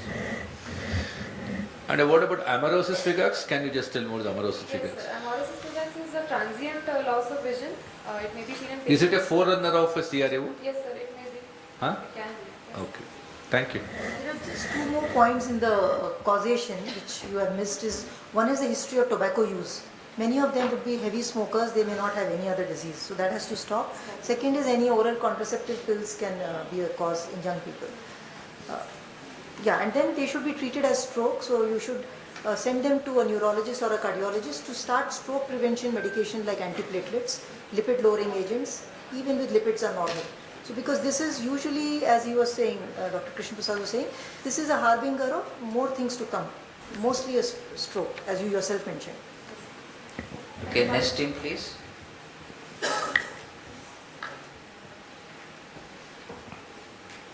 So our next team is from Army Research and Referral Hospital, New Delhi. Mentor is Dr. Supriya Dhar and mentee is Dr. Navjot Kaur and Dr. Ashok Agarwal. And Navjot. Optiora from Army Hospital, Arena. Today I am going to speak about retinoscopy and its practical aspects. What is retinoscopy? So I will be covering a basic outline of retinoscopy and its application. Retinoscope is the instrument used for it. There are two main kinds, reflecting and self-illuminating. And streak retinoscopes are the most commonly used ones. Retinoscopes can utilize either a concave mirror or planar mirror effect. In concave mirror, it emits the convergent light beams or diverging rays depending on the position of the lens or light bulb. And planar mirror effect emits parallel or diverging rays. It is otherwise. Concave emits the convergent light beams and planar mirror affects the diverging and parallel rays. What is far point? The farthest point from the eye, which can be seen clearly with accommodation at rest, is the far point of the eye. So basically it means emmetropic eye is able to see till infinity, and same would be its conjugate point. In hypermetropia, image is formed behind the eye, and in myope the rays are converging, so eye is able to see much before infinity. It is based on Foucault's principle, which states that when light is directed into eye through pupil, the direction in which light will move depends on far point of the eye. These are the phases of retinoscopy, where light is directed to illuminate retina of the patient and reflex behavior is noted in the projection phase. Several factors are considered. These include working distance, lighting conditions, fixation target, and patient and examiner positioning. Most commonly, working distance used is 66 cm, which requires a correction of plus 1.5 diopter working length. Based on the movement of the reflex, lenses are added for neutralization. So the dictum is add minus lens for against movement and vice versa. There are different types of projecting systems in retinoscope. Most commonly used are Copeland and Welch-Allyn systems. These systems vary in their design and functionality, but all serve the purpose of illuminating the retina and creating an observable reflex. Fundal reflex components are considered for starting point of the retinoscopy. The retinoscopy reflex provides valuable information through its characteristics. These include direction of movement, which indicates the refractive state of the eye. Brightness and width relate to the distance between the far point and the examiner's eye, and speed depends on the amount of residual ametropia during the retinoscopy. The direction of the movement of reflexes indicate emetropia, hypermetropia or myopia of less than 1 diopter. If reflex moves in the same direction and if against, then myopia of more than 1 diopter. Astigmatic axis is determined with skew in the reflex and a straddling technique. Wet retinoscopy using cycloplegics is preferred in following conditions: for children under 3 years of age, non-cooperative patients, then patients with esotropia or strabismus component, and uncooperative patients. These are the guidelines. for using the cycloplegics. What is the endpoint in retinoscopy? It is achieved with neutralization of red reflex, as mentioned, and checked with reversal technique, where overcorrection is done by 0.25 diopter and movement is reversed. Retinoscopy is crucial. This is the most important step as a postgraduate, where we document retinoscopy. If there is a vertical slit, we are neutralizing the horizontal axis, and if there is a horizontal slit, we are neutralizing the vertical axis. And the calculation is done by the gross value obtained minus working distance and minus the tonus allowance. These are the tonus allowance which we subtract. The types of retinoscopy other We have than to stop. We are running short of time, so please be on time. And next, Dr. Divya, please ensure a pupil is ready. Yes, judges, please. No, we have a question. Only one question. No, okay, bragging about it. The patient is 1.5 diopter myopic. Yes, sir. Okay, and you are doing a retinoscopy at 75 centimeters. Tell me how will be the movement of the reflex. It will be with or against, and you need to explain why. Patient is myopic. 1.5 diopters at 75 centimeters. You are doing the retinoscopy. It will be going with or against. It will be. You have to explain. I'm saying, sir, it will be. The reflex will not move in this. Thank you. So we have ninjas, ophthalmic ninjas here, and mentor is Dr. Sushil Dauja, Professor GDMC Dehradun, and mentors are Nitesh and Divya. Divya, go ahead. Good afternoon, class. So in previous class we discussed about the etiology and the clinical features of fungal ulcer. So out of it we have to recall that what are the main clots about it and how do we examine. So we think and examine in the anatomical order only because it helps in primary prevention. Okay. So moving on to the specific management, we'll first talk about the investigation and then treatment. So in investigations, we'll take a deep corneal ulcer scraping from the margins of the ulcer and send it for direct microscopy. That is most common is 10% KOH. It has a sensitivity of around 72 to 91%. It is easy to interpret. It is cheap. It is easily available and quick. And then we can send it for gram staining, Gimsa, lactophenol blue. Then we can send the sample for fungal culture in sheep blood agar or Savarot dextrose agar. Which has a positive culture result of around 52 to 68%, and growth starts initially within 72 hours, and but we have to wait till 7 days before we label the culture as negative. Then the newer diagnostic modalities are also there, like ASOCT, polymerase chain reaction, confocal microscopy, and keratectomy and biopsy. ASOCT, because it is non-invasive procedure nowadays, quite commonly available, so we can see the depth of the lesion, we can see the margins, so we can classify it. Also Harminder Singh Dua sir has also given us a barcode sign which is seen in extensive corneal vascularity in fungal ulcer. And then moving on to the treatment part quickly, so we have medical therapy, that is the topical antifungal agent should be given. Most commonly first line drug is eye drop netamycin 5%, which should be given 1 hourly during the daytime and 2 hourly during the night time round the clock, and it should be associated with broad spectrum antibiotics, cycloplegics and plus minus anti-glaucoma. The eye should be examined twice daily. If the infiltrates are resolving, we can taper down the dosing to 2 hourly. And if the keratitis is worsening, so we have to add topical amphotericin B in it. We have some synergistic drugs like amphotericin B and flucytosine. And what are the limitations? We have poor ocular penetration, poor bioavailability in topical setup. So the mycotic ulcer treatment trial was there, which was held in 2013, which stated that natamycin was significantly better clinically and microbiological outcomes than voriconazole in filamentous ulcers, fungal ulcers. Then we can add on systemic antifungals in conditions like which are very large ulcers, severe deep keratitis, scleritis, endophthalmitis, and which can be added in prophylactic treatment for penetrating keratoplasty. It should be given for 6 to 8 weeks. The most common is oral voriconazole, 200 milligram twice daily. The bicotic ulcer treatment trial stated that in filamentous ulcer, voriconazole has no significant effect. Most common and the topic of debate is role of corticosteroid, which is a double-edged sword. So we have to give it initially, because it decreases the size of the corneal opacity and can hamper the visual outcome. It should be given when the epithelial defect is completely healed and the margins are fuzzy, that is within 7 to 10 days. Intrastromal and intracameral amphotericin B can also be injected in recalcitrant ulcers.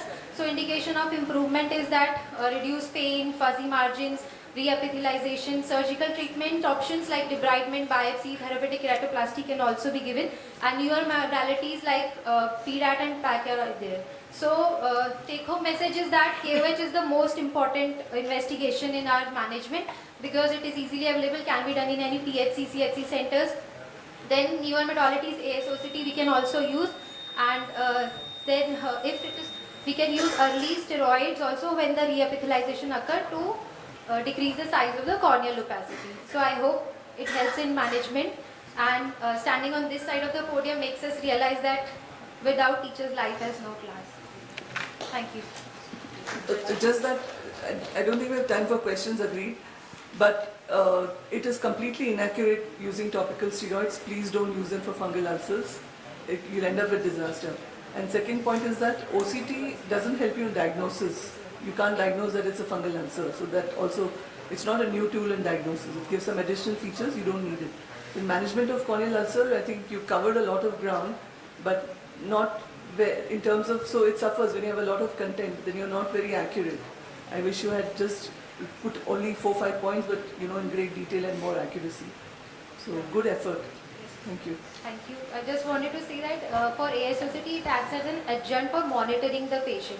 For serial follow-ups, we can see the size of the depth decreasing, reepithelialization. You can see by simple slit lamp examination also. And again, I'm saying that it doesn't give you, so you don't have to have an OCT to manage fungal ulcers. Right.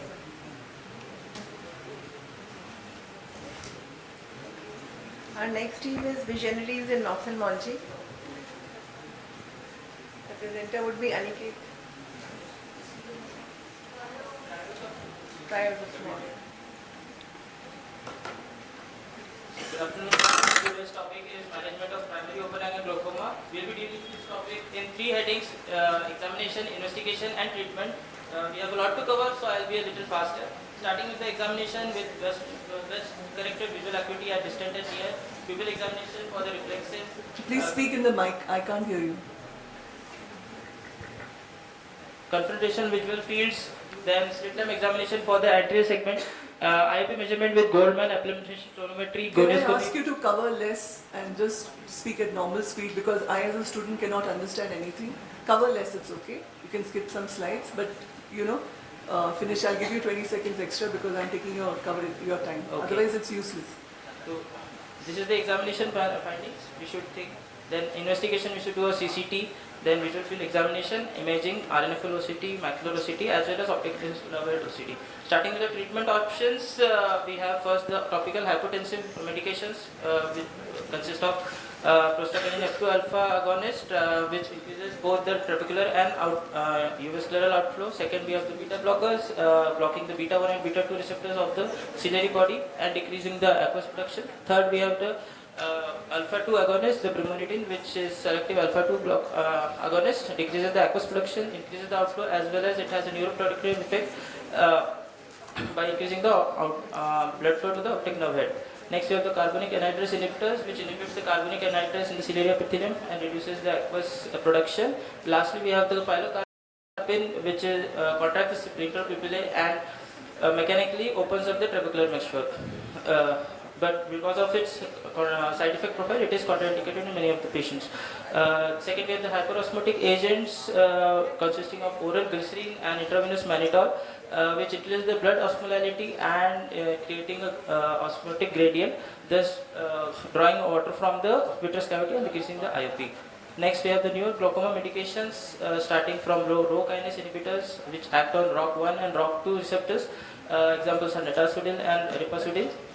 increasing and thus increasing the outflow. Second, we have the latanoprostein Brunol, which gives two derivatives: the latanoprostic acid, which increases the avascular outflow, and nitric oxide, which increases the trabecular outflow.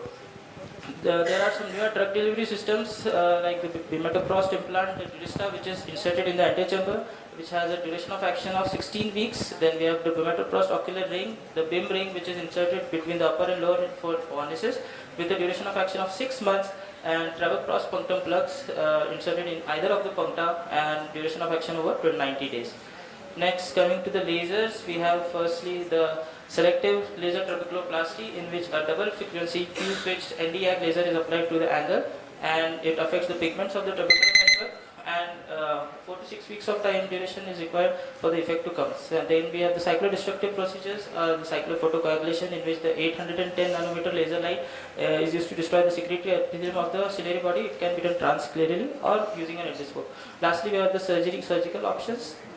Firstly, the penetrating filtering surgeries, the trabeculectomy, where a fistula is made between the aqueous humor and the subpenetrant space. We have the glaucoma drainage devices, namely the Ahmed glaucoma wall and the Orolab aqueous drainage implant.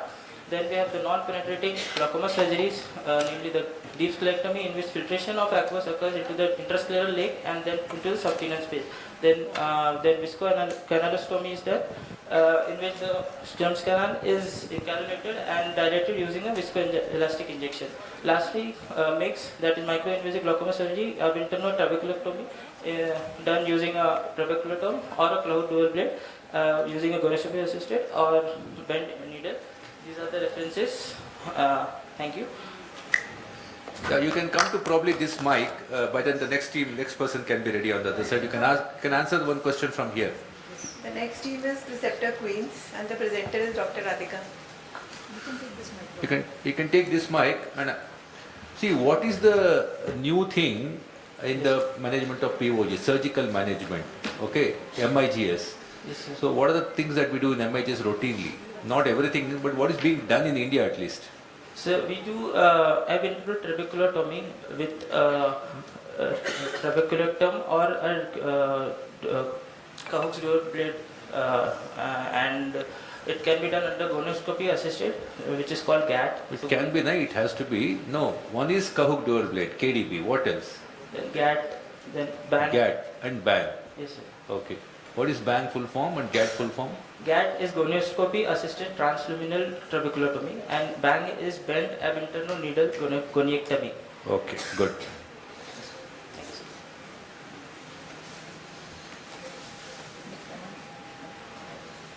Yeah, Radhika, you can start. So, hello students. Before starting, I want to show you. In our day-to-day practice, we come across routinely cases of abnormal retinal correspondence, diplopia, amblyopia, and squint, which constitute the abnormalities of the binocular single vision.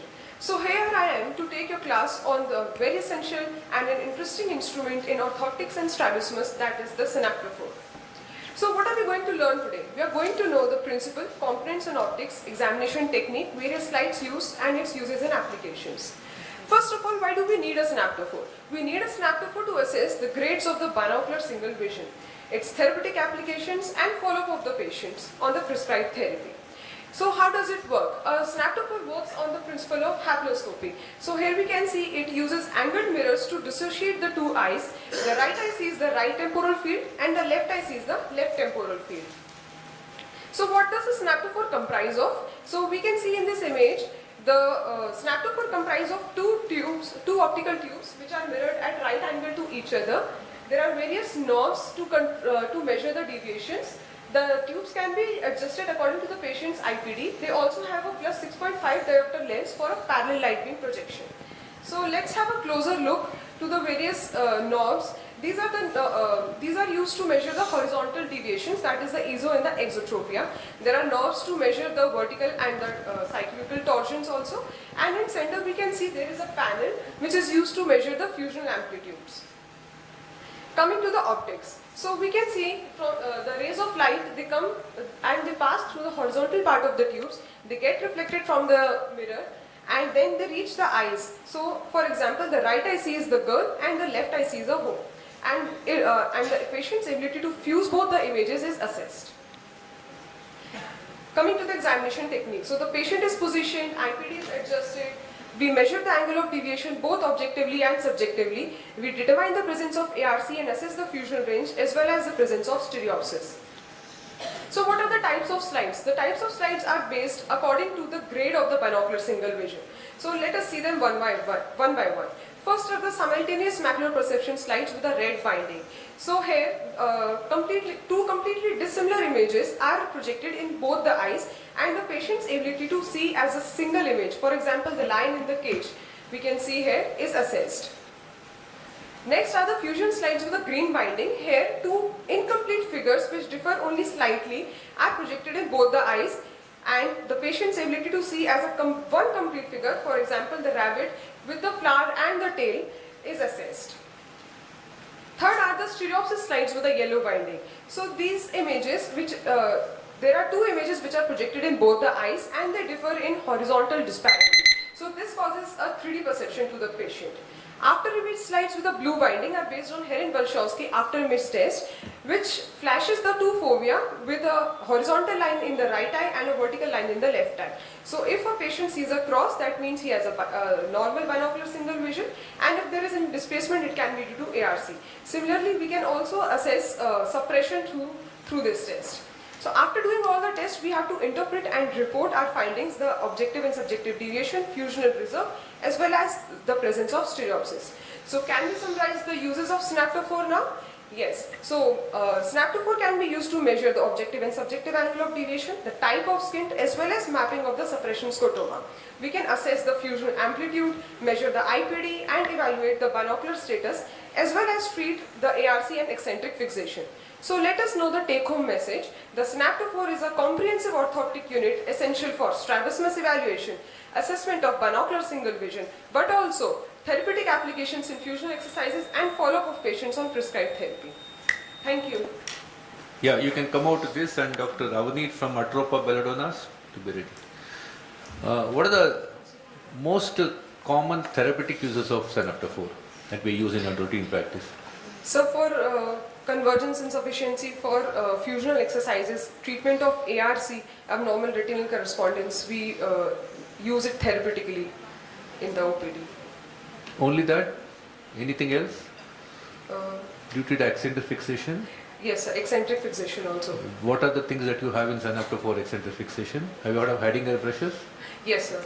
So actually it was going beyond the scope of the class, so I didn't include that. But that is based on the ability of the polarized patient's ability to see polarized light.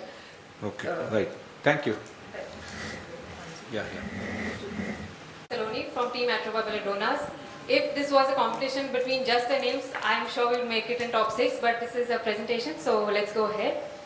I would go through all the contents, but since there's a shortage of time and before I lose your attention, I just want to highlight 5 takeaway points before I lose you. First thing, you see this patient, you never see the zonules on slit lamp, so when you see them, you know it's ectopia lentis. Secondly, you need to see the systemic findings. This is not just the thumb sign and the wrist sign, it is in fact called the Rupert Walker-Murdoch sign and the Steenberg sign. You see this, you want to refer the patient first to the cardiologist. Next are the management strategies. We'll talk about the surgeries in greater detail. And the fourth part is the best friends in this journey, which are your capsular support devices. And finally, most of your patients will be children, so you need to rehabilitate them post-operatively. So let us begin. The hero of our story are these zonules. So zonule is in fact 360 degrees around the lens. They act like a belt and they keep your lens centered. If there is a displacement from the patella fossa and the lens is still in the visual axis, it is subluxation. But when it is not in the visual axis, that is dislocation. So let us see the causes. We already saw Marfan syndrome, that is hereditary. We have metabolic causes, homocystinuria. Trauma is most important. You must remember 50% of the cases are post-traumatic and there are other ocular risk factors. We looked at the clinical presentations and the systemic findings. So let us move on to my main topic. I know you all want to be great surgeons, so you must know when not to operate. If there is minimal subluxation and with refraction, your patient is improving, you want to halt surgery for some point of time. But if there is significant lenticular astigmatism, which is seen in cases of ectopia lentis and the childhood amblyopia, or the pupil is getting bisected by the lens, Or you can have anterior dislocation causing glaucoma in the patient, so you want to go ahead with surgery. But first, post-traumatic cases, like I said, first you want to do a gonioscopy, you want to see how the cornea is on specular, and most of the patients are myopes, so you must do a fundus examination. For those who I have already lost, there's some interesting pictures for you. You can see in this corner, the earlier surgeries involved expanding the pupil. This was called iridodesis, so that the patient can have a clear visual access, even if through the aphakic zone. But today surgeons have a lot of surgeries to play with, and ectopia lentis is something that keeps both the anterior and posterior surgeons on their toes. So this is a brief outline, and the first surgery I am going to discuss is the intralenticular lens aspiration. It gives great control of the aspiration with minimal disturbance to the posterior vitreous face and minimal injury to the iris. Obviously, in a posterior dislocation, you can do a pars minor lensectomy, which is primarily preferred by the posterior segment surgeons. But if the lens is cataractous and you want to go ahead with phaco, just remember that you start in the area which is opposite to the intact zonules, so because it is all about the balance of forces. Another great help is the femto, in which there is minimal stretch on the capsule bag. You have the idea of a range of eyes to choose from. And finally, about the best friends, if there is nothing you took away from this, just remember I have a simple chart for you. You see the degree of subluxation. If it's 3 clock hours or less, you can just put in a CTR. 3 to 6 clock hours you can put in a Chioni, and more than up to 9 clock hours you can put in a CTS. And finally, if there is even more, you have to do a lenticular aspiration. If you remember nothing, just remember the Chioni itself has a 6 in it and an 8 CTS has a 9 in it. So that will help you remember. And in the connective tissue disorders, you don't usually put in a CTS. And as I said, post-op refraction is of utmost importance. Thank you very much. You can just switch over and Our next next is team is from UCMS Maverick Nampi. mentor is Dr. Abgur Singh and mentee is Dr. Priyanka Gupta and Dr. Nampi. And Dr. Nampi. Associations in these people. Sir, if the patient has, if you suspect Marfan syndrome, then there is the Gens criteria according to which the patient might have aortic root dilatation. So that is in the definitive criteria, but the patient might also have mitral valve prolapse and other cardiac findings. So the patient needs to be optimized preoperatively. Normally, would you like to fix the bag or take it off and put a scleral fixation? What is the normal best way to go? So like I said, it depends on the degree of subluxation. So if is it a progressive zonulopathy or a static zonulopathy? So depending on the cause, it could be a progressive or static zonulopathy, and if it is a progressive zonulopathy, then it is better to take off the capsular bag, because even after we put in the IOL, there is a chance of dislocation of the IOL. So that cases will happen. Thank you. Well done. Yeah, you can. Good afternoon, everyone. Welcome. Today we'll try and learn a bit about management of giant retinal tear. Giant retinal tear is a full-thickness retinal break with a circumferential extension of more than 3 clock hours. It has an anterior slab, a posterior slab, and a large area of a bare artery which predisposes this condition to PVR changes. Now coming to vitrectomy, to start with the management. Vitrectomy in this case is especially difficult because the retinal flap is very mobile. But with the advent of minimally invasive vitreoretinal surgical techniques and also employing a higher cut rate and a lower aspiration rate during the vitrectomy can help to prevent inadvertent flap injury. Also, the peripheral vitrectomy and the base shaping, vitreous base shaping has to be very meticulous so as to reduce occurrence of new breaks and also reduce the PVR injuries. The posterior vitreous detachment is usually present in idiopathic GRTs, but however in cases like traumatic GRTs, PVD needs to be inducted so that there is no traction per se before planning to flatten the detached retina. Like I said, higher incidence of PVR does occur in GRTs, so which makes retinal flattening difficult, and also there is risk of failure of surgery per se. So the membranes have to be very thoroughly dissected and removed, and in certain conditions with severe PVR, ILM peeling even needs to be done. The anterior flap in this GRTs are basically functionless, ischemic. They can be excised with vitrectomy cutter per se, even lasered maybe. The posterior flap, on account of occurrence of PVD, is thoroughly devoid of any vitreous attachments. So it's very mobile, it can roll upon itself or maybe even invert. So that needs to be teased gently and repositioned. Now coming to retinal repositioning of the entire retina per se, this should be taken up after removal of all tractional elements. So what we do is we use PFCL, which is transparent, low viscosity and a very high specific gravity liquid. So it makes it ideal to unfold the flap and stabilize the retina. But what we should ensure is that PFCL injection is done keeping the PFCL bubble as a single bubble so that it doesn't break into multiple bubbles which can migrate into subretinal space. Also, the bubble volume we should make sure that the bubble volume covers the anterior flap also, and we should be cautious so that IOP rise doesn't occur during this process. Once we reposition the retina, now we should make sure that the retina is fixed to the underlying choroid and RPE. For this condition, we can use laser rhinopexy, which should be meticulously done over the area of GRT. However, consensus is not reached whether to do a 360 degree retinopexy, and cryo can also be an option for more anti-relief optic tears. Choice of tamponade is between air gas silicone or medium-term PFCL, as supported by studies. Important step is fluid air exchange because there is high incidence of posterior flap slippage in these cases. Posterior flap is when the already retinopexied flap slips from its position and leads to redetachment. This can be due to because the fluid at the air PFCL interface will enter into subretinal space and redetach the retina. So important thing is to make sure that the infusion or the extrusion needle is placed at the posterior retinal flap so that there is meticulous drying of the flap occurs and so that no fluid can enter into subretinal space. Or another option is a direct PFCL oil exchange. This is because silicone oil and PFCL they have a continuous interface. It makes it there's no space for any residual fluid to remain and enter the subretinal space. Buccal and not to buccal is also not consensus. However, but buccal is not useful when the tear is more than 180 degrees or even folded. Non-vitrectomy management is for small tears. Also, postoperatively is for any other regmatogenous detachment. Fellow eye is to be considered because they are predisposing conditions like high myopia.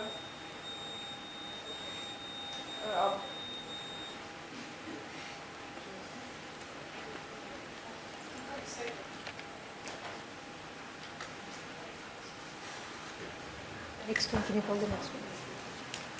Our next team is Towards Tomorrow. Mentor is Dr. Tania Rai Vadra from RIO Kolkata, and mentees are Dr. Shebsan Mohammed and Dr. Narendra Rajak. Dr. Shebsan would be presenting. So, doctor, you did not touch upon the role of external band or support. What is, would you do it, not do it? Is it out of the question?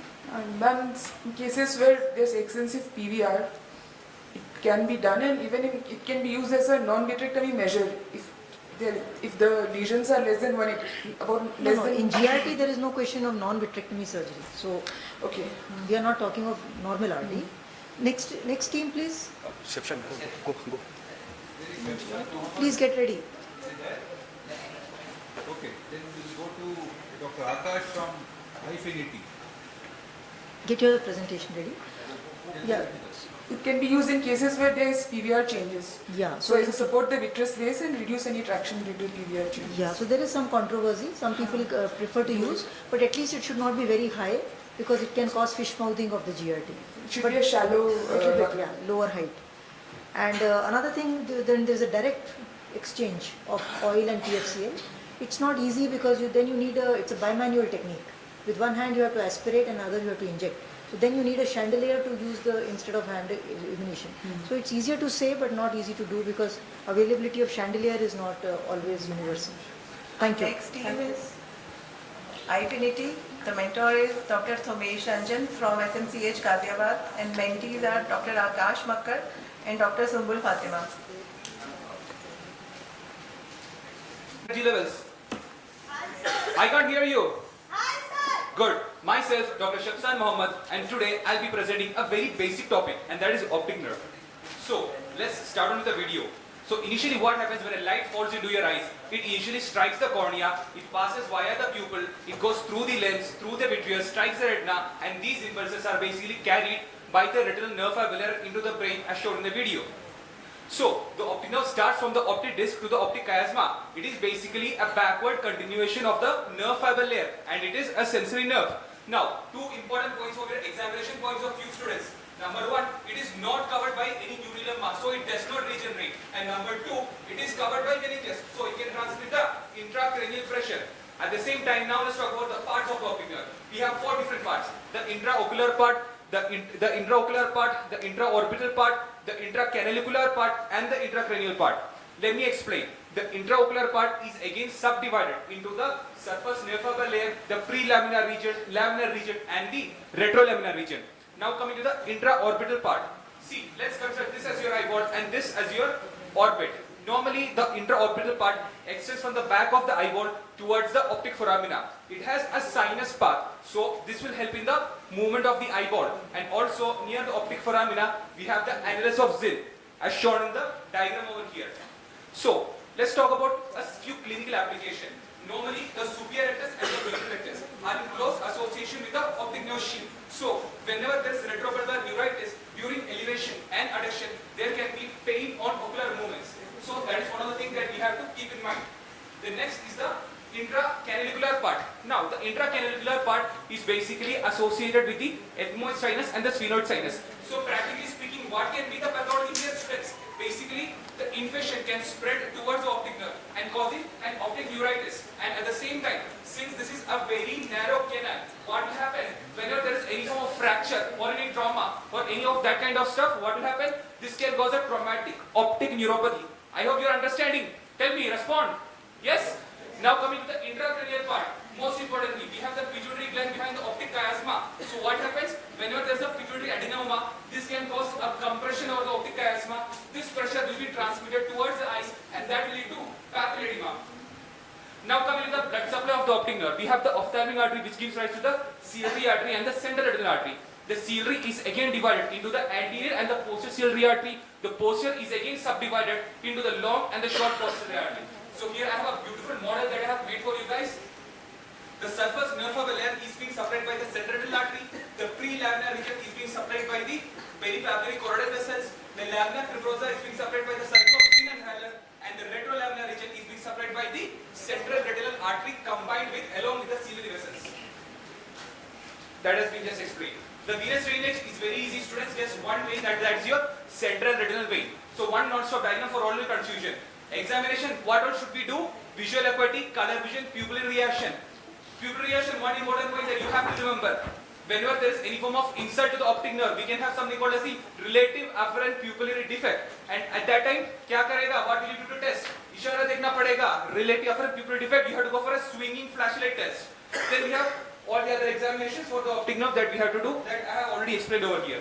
A peek into the disease. Glaucoma is multifactorial, there is damage to the optic nerve, optic neuritis, inflammation of the optic nerve, ischemic optic neuropathy, disruption of the vascular supply of the optic nerve, and various other optic neuropathy which I will be explaining in the next class. Thank you so much.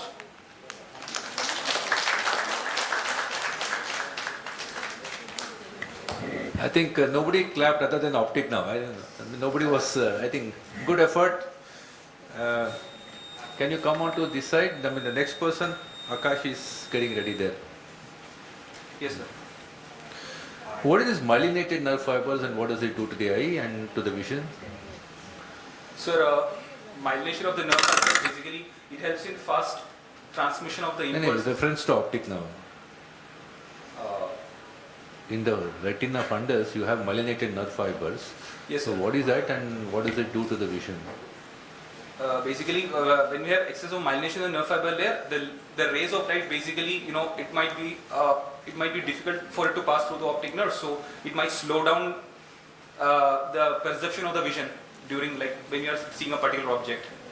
And for more information, I refer, sir. I don't know. I actually don't know. Okay, thank you. Thanks. Okay, yes. Okay, Akash, start. Good morning. Today I am going to talk about theories of color vision.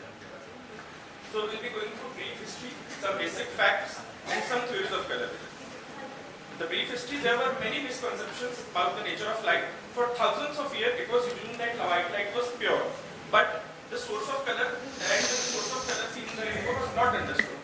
But one guy was different.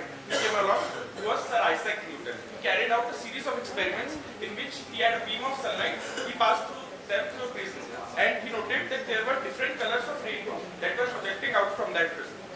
As a result, he gave a theory that white light is not pure, it is actually a mix of many wavelengths which were separated. And the eyes of living organisms can process information based only a narrow series of wavelengths of around 400 to 700 nanometer. In 1931, the International Commission on Enumeration gave CIE chromaticity diagram, which is shown here. So there are some basic facts about vision. There are three qualities of color: hue, brightness, and saturation. And there are some laws called Grassmann laws, which states that every color has a complementary color, which when mixed give white color. And after that, there are some mixture of non-complementary color, which when mixed gives intermediate. And there are Ebony's law, which states that the luminance of mixture of differently colored lights is equal to the sum of luminance of components.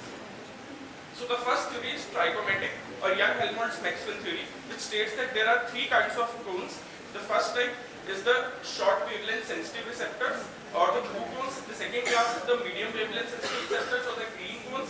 And the third one is the long wavelength sensitive receptors, or the red cones. These accept the lights in different frequencies, they get activated and produce the intermediate. And each molecule of these cone pigment consists of a chromophobe and an opsin. The chromophobe is the same, that is retinal, and opsin is due to different chain of amino acids which give the property of absorbing different type of wavelength. The drawback is that though it accounts well for laws of color mixing, the opponency theory cannot be explained, which states that some colors are mutually exclusive. We can never see them in combinations such as reddish green or bluish yellow. And there is also difficulty in explaining complementary color and after reading. So the next theory came along for the Herring's theory of opponent processing, which was updated by Hurwitz and Jameson. It states that there were three opponent color channels in retina, two chromatic and one achromatic. The chromatic color channels were red and green, and blue and yellow, and achromatic color channels were black and white. So these pair sensation in an opposite or antagonistic manner. That means that presence of one color excludes the other color perception and presence of both nullifies. So as I stated, these are mutually exclusive color, and for example, red light which stimulates red cone simultaneously inhibits green cones. The similar is for bluish and yellow. And color vision is trichromatic at the photoreceptor level, and color opponency occurs at the ganglion level. This seemingly contradicts the Young-Helmholtz theory, and it explains the phenomena after image. And it is present at the neural processing of receptor signals, same as two chromatic and one achromatic. Next is the Granite's dominator and modulator theory. Granite introduced microelectrodes into the ganglion cells, which investigated that there are two types of cell, dominator and modulator. Dominator, which absorbs whole of the visual spectrum and which is mainly used to detect the intensity of light but not the color. These are Y ganglion cells. Then modulators, which respond to a narrow wavelength of cell, and these are these three group of modulators as the cones that I told earlier. Hence the modulators are responsible for color vision. These are mainly X ganglion type. Then there is zone theory of Donder, which states that the trichromatic theory operates at the receptor level and the opponent theory operates at the neural level. Thank you.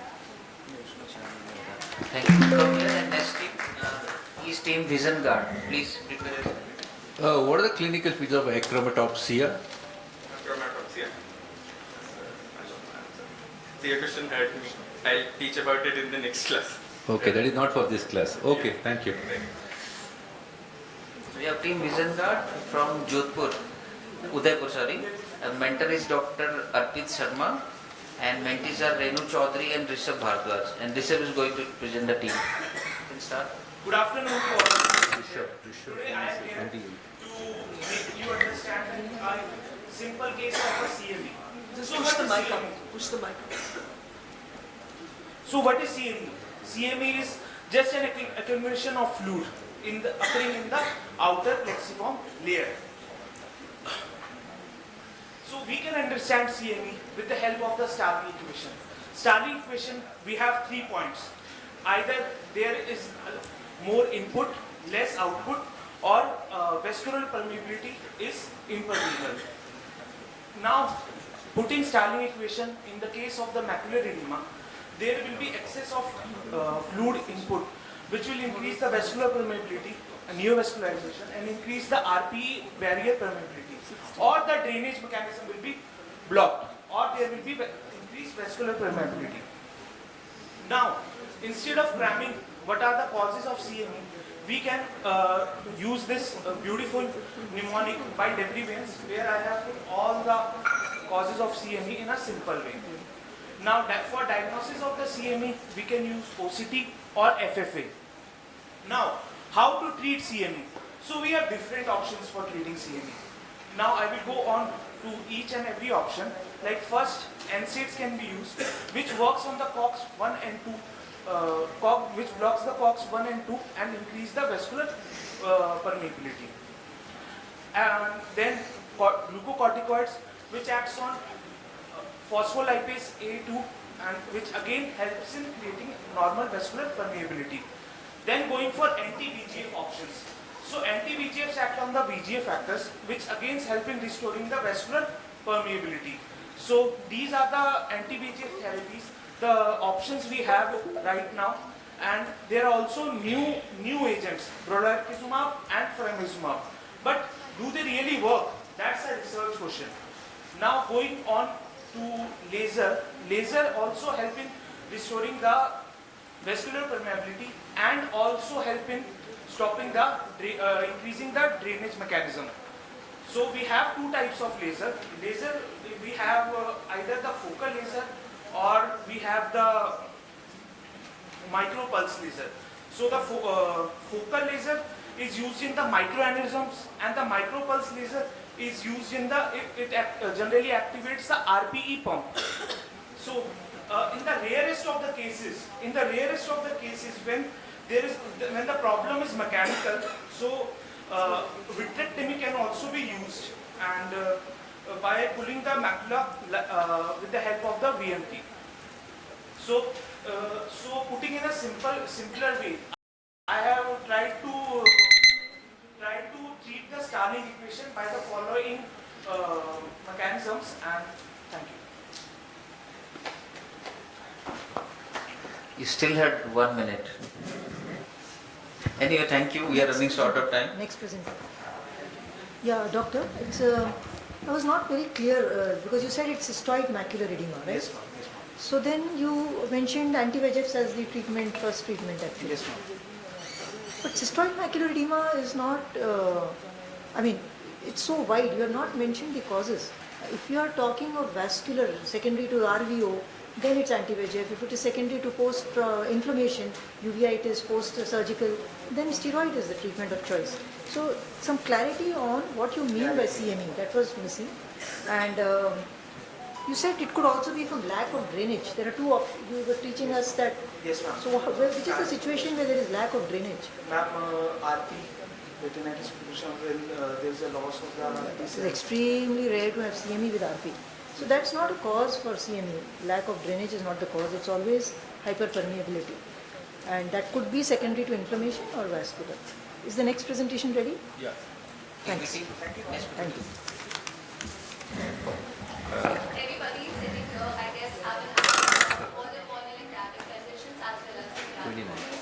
But corneal hydrops is one of the rare and a significant complication of keratoconus. Speak into the mic.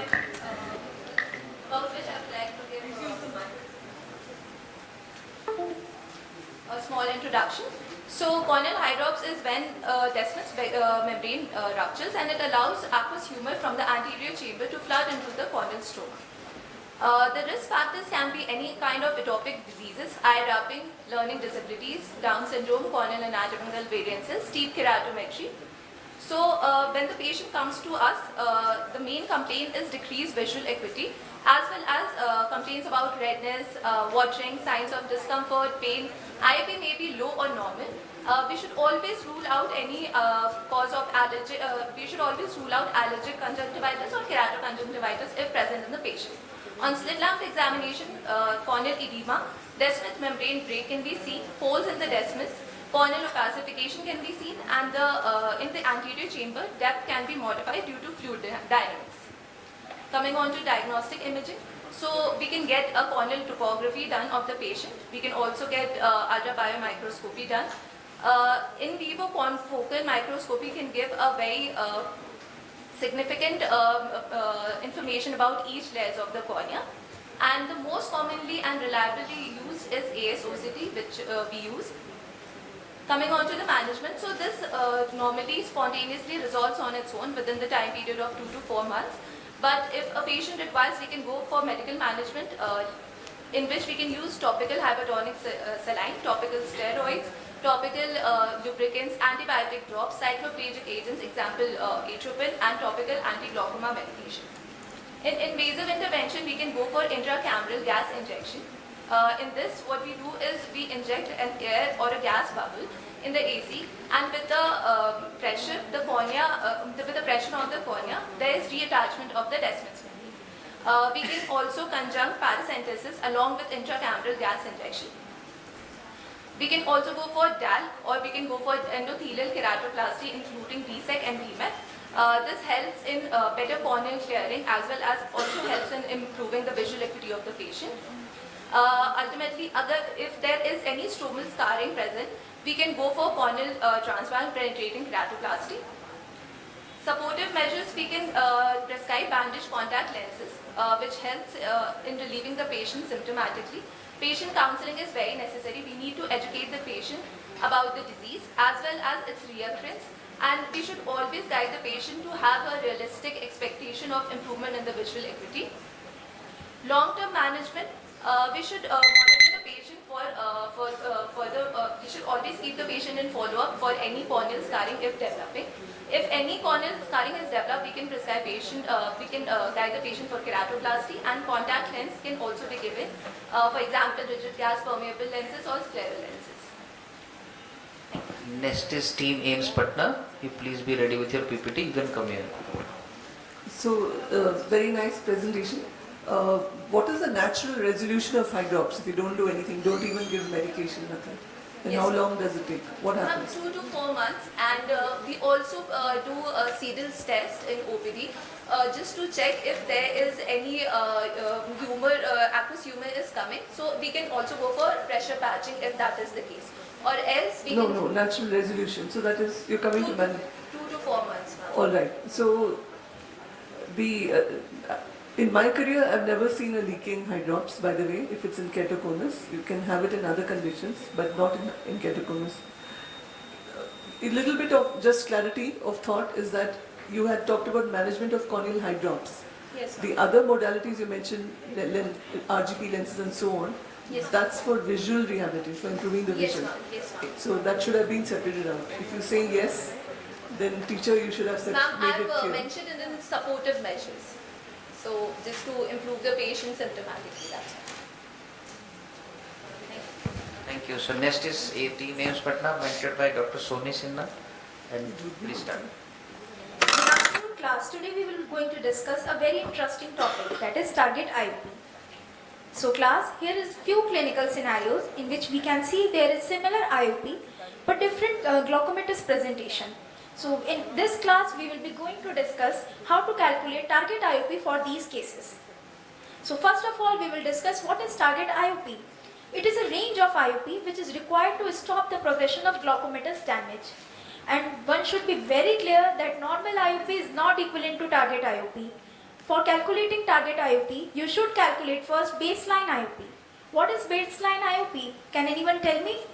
It is an average of at least 3 measurements taken at different time of the day. Okay, now you can see this image. This is very self-explanatory image. What it shows, to achieve a target, the approach should be individualized for the ones. So it depends upon life expectancy, rate of progression, baseline IOP and glaucomatous damage. There are various other factors which also determine target IOP. We will discuss it later. In previous slide, we already discussed how should we determine target IOP.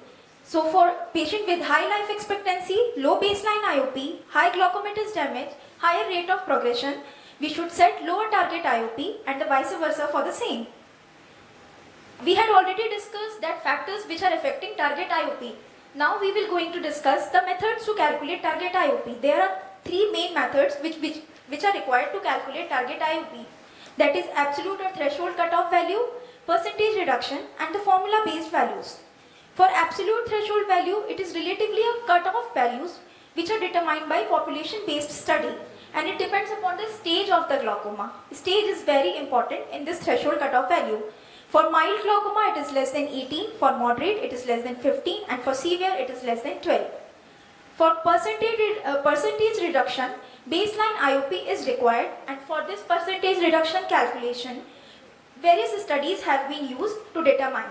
For mild and moderate glaucoma, it is less than 20 to 30%, for advanced less than 40%, and for normal tension glaucoma, it is less than 30%, and ocular hypertension, it is less than 20%. And the formula based value, you can see the formula here, it is usually based on initial IOP.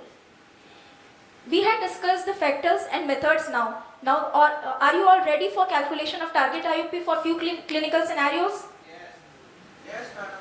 In group A, in our first case, you can see that is 80-year-old male, and the presentation you can see that is mild glaucoma. What is the target IOP for this case? Yes, it is less than 17 mmHg, you are right. And for the second case, it is 60-year-old male with an IOP greater than 25, and the findings show severe glaucoma. What will be the target IOP for this case? Yes, it is less than 12 mmHg. For third case, as you know, the age of this patient is 18 years and it is a young male, and age is the important factor for determining the target IOP. So mild to moderate cases for this case is, target IOP is less than 15. This is our fourth case with a 60-year-old male with raised IOP but normal disc finding and visual field finding. It shows it is a case of ocular hypertension. What is the target IOP for this case? It is less than 18. Yes. Now you all had learned how to calculate target IOP. Now what you had learned for this class, this is the range of IOP which is used to stop the progression of glaucoma. It is various factors are responsible for calculating target IOP, and management depends upon various factors. You can. Next team is KF ring, so please be ready. So you are on target anyway, but when do we actually change the target IOP? After what time interval? Sir, we usually have to routinely check up the patient. If patient is not stable on the previously target IOP, we have to change as early as possible. Stable means what? Stable on what? It's stable on drugs or medication or surgery, by whichever procedure. No, what is stable on what? On this IOP range? Stable on what? Stable on, we used to see disc findings, visual field findings, and visual field findings. Yes, sir. Okay, so you got stable fields, then you keep the same IOP. Yes, sir. So if the visual fields are deteriorating, you lower it, or we should switch the drug or substitute the drug and add on therapy. we set the target IOP. Yes, sir. We set it. Okay, thank you.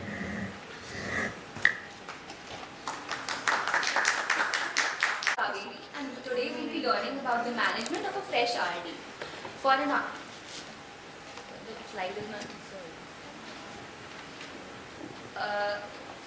for RD to occur, we need three things to happen. There should be a retinal break, there should be tractional force from the vitreous, and there should be existence of liquefied vitreous to be able to pass through the break into the subneurosensory space.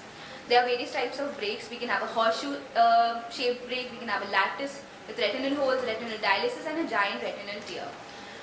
There are a couple of differences between a fresh RD and a long-standing RD. Fresh RD undulates freely with ocular movements. It has a convex configuration. The appearance of the retinal vessels is darker. In a long RD, we'll have proper demarcation lines, and we can have depigmentation or hyperpigmentation of the RPE. The timing of surgery is of utmost importance. If the macula is involved, urgent surgery is required. Since the tractional tears progress very rapidly, there also urgent surgery is required. But in certain cases, like retinal dialysis, some delay is acceptable. So the thumb rule is the sooner the better. The aim of the surgery is to counter the factors and forces that cause retinal detachment and to re-establish the physiological conditions that maintain the contact between the neurosensory retina and the retinal pigment epithelium. The principles of management are four. First is to identify all the breaks. Second is to relieve any vitreoretinal traction, seal all the retinal breaks, and tamponade. So the thumb rule again is find all the breaks and seal all the breaks. Identification of all the breaks, it is done by careful and indented retinal examination by an indirect ophthalmoscope. To relieve the vitreoretinal traction, we have two methods. Either we can bring the eyeball towards the break by scleral buckling, or to push the eye towards the eyeball, which is done by gas. To seal all the retinal breaks, we again have two methods. Either we can use cryotherapy or we can use laser photocoagulation. There are a couple of surgical techniques. We can use pneumatic retinopexy, scleral buckling, and pars plana vitrectomy, or a combination of all. In pneumatic retinopexy, it is usually preferred where we have a superior retinal break. We have single or multiple breaks within 1 clock hours. There's no PVR or there's no minimal media opacity. And the patient should be able to maintain positioning for 5 to 8 days after procedure. The principles are two. There's surface tension and buoyancy. Surface tension allows the bubble to occlude the break, and buoyancy or gas provides the force which pushes the uppermost retina back against the wall of the eye. Complications include extension of RD, gas entrapment, and fish eggs. In scleral buckling, it is used when the retinal break is anterior to the equator. It is used when we have a clear media, inferior breaks, or RD in young adults. Here we use cryotherapy of all breaks, band and buckle, and SRF drainage if required. Complications include scleral perforation, subretinal bleed, vitreous loss. The last is pars plana vitrectomy. The indications are where we have posterior breaks, giant retinal tears, and non-clear media. Here we remove the abnormal traction bands. We do laser photocoagulation and tamponade with the help of gas or oil. The commonly used gases are C3F8, SF6, and all the silicon oil. Complications include hemorrhage, retinal injury, and post-operatively can have elevated IOP, cataract, and end off.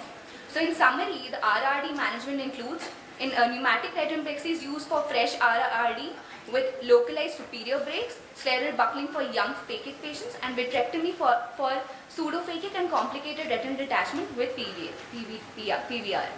I have a couple of questions for the students which they can answer later. Thank you. Next is Team CFS. Please be ready. You can come here. Yeah, very good, doctor. You said it's very urgent to operate a fresh RD. Just give us 2 or 3 reasons why. What happens if you don't? Ma'am, the cells, they lose their vascularization, so when they are posed, they'll not be able to connect when they pose them, so the vision is not going to be as good. Secondly, it can extend whatever we have pre-existing, can extend further, and and if it involves macula, then it will not. Sometimes they can develop choroidal detachment also, making the things. I think in interest of time, we will leave it here. Thank you.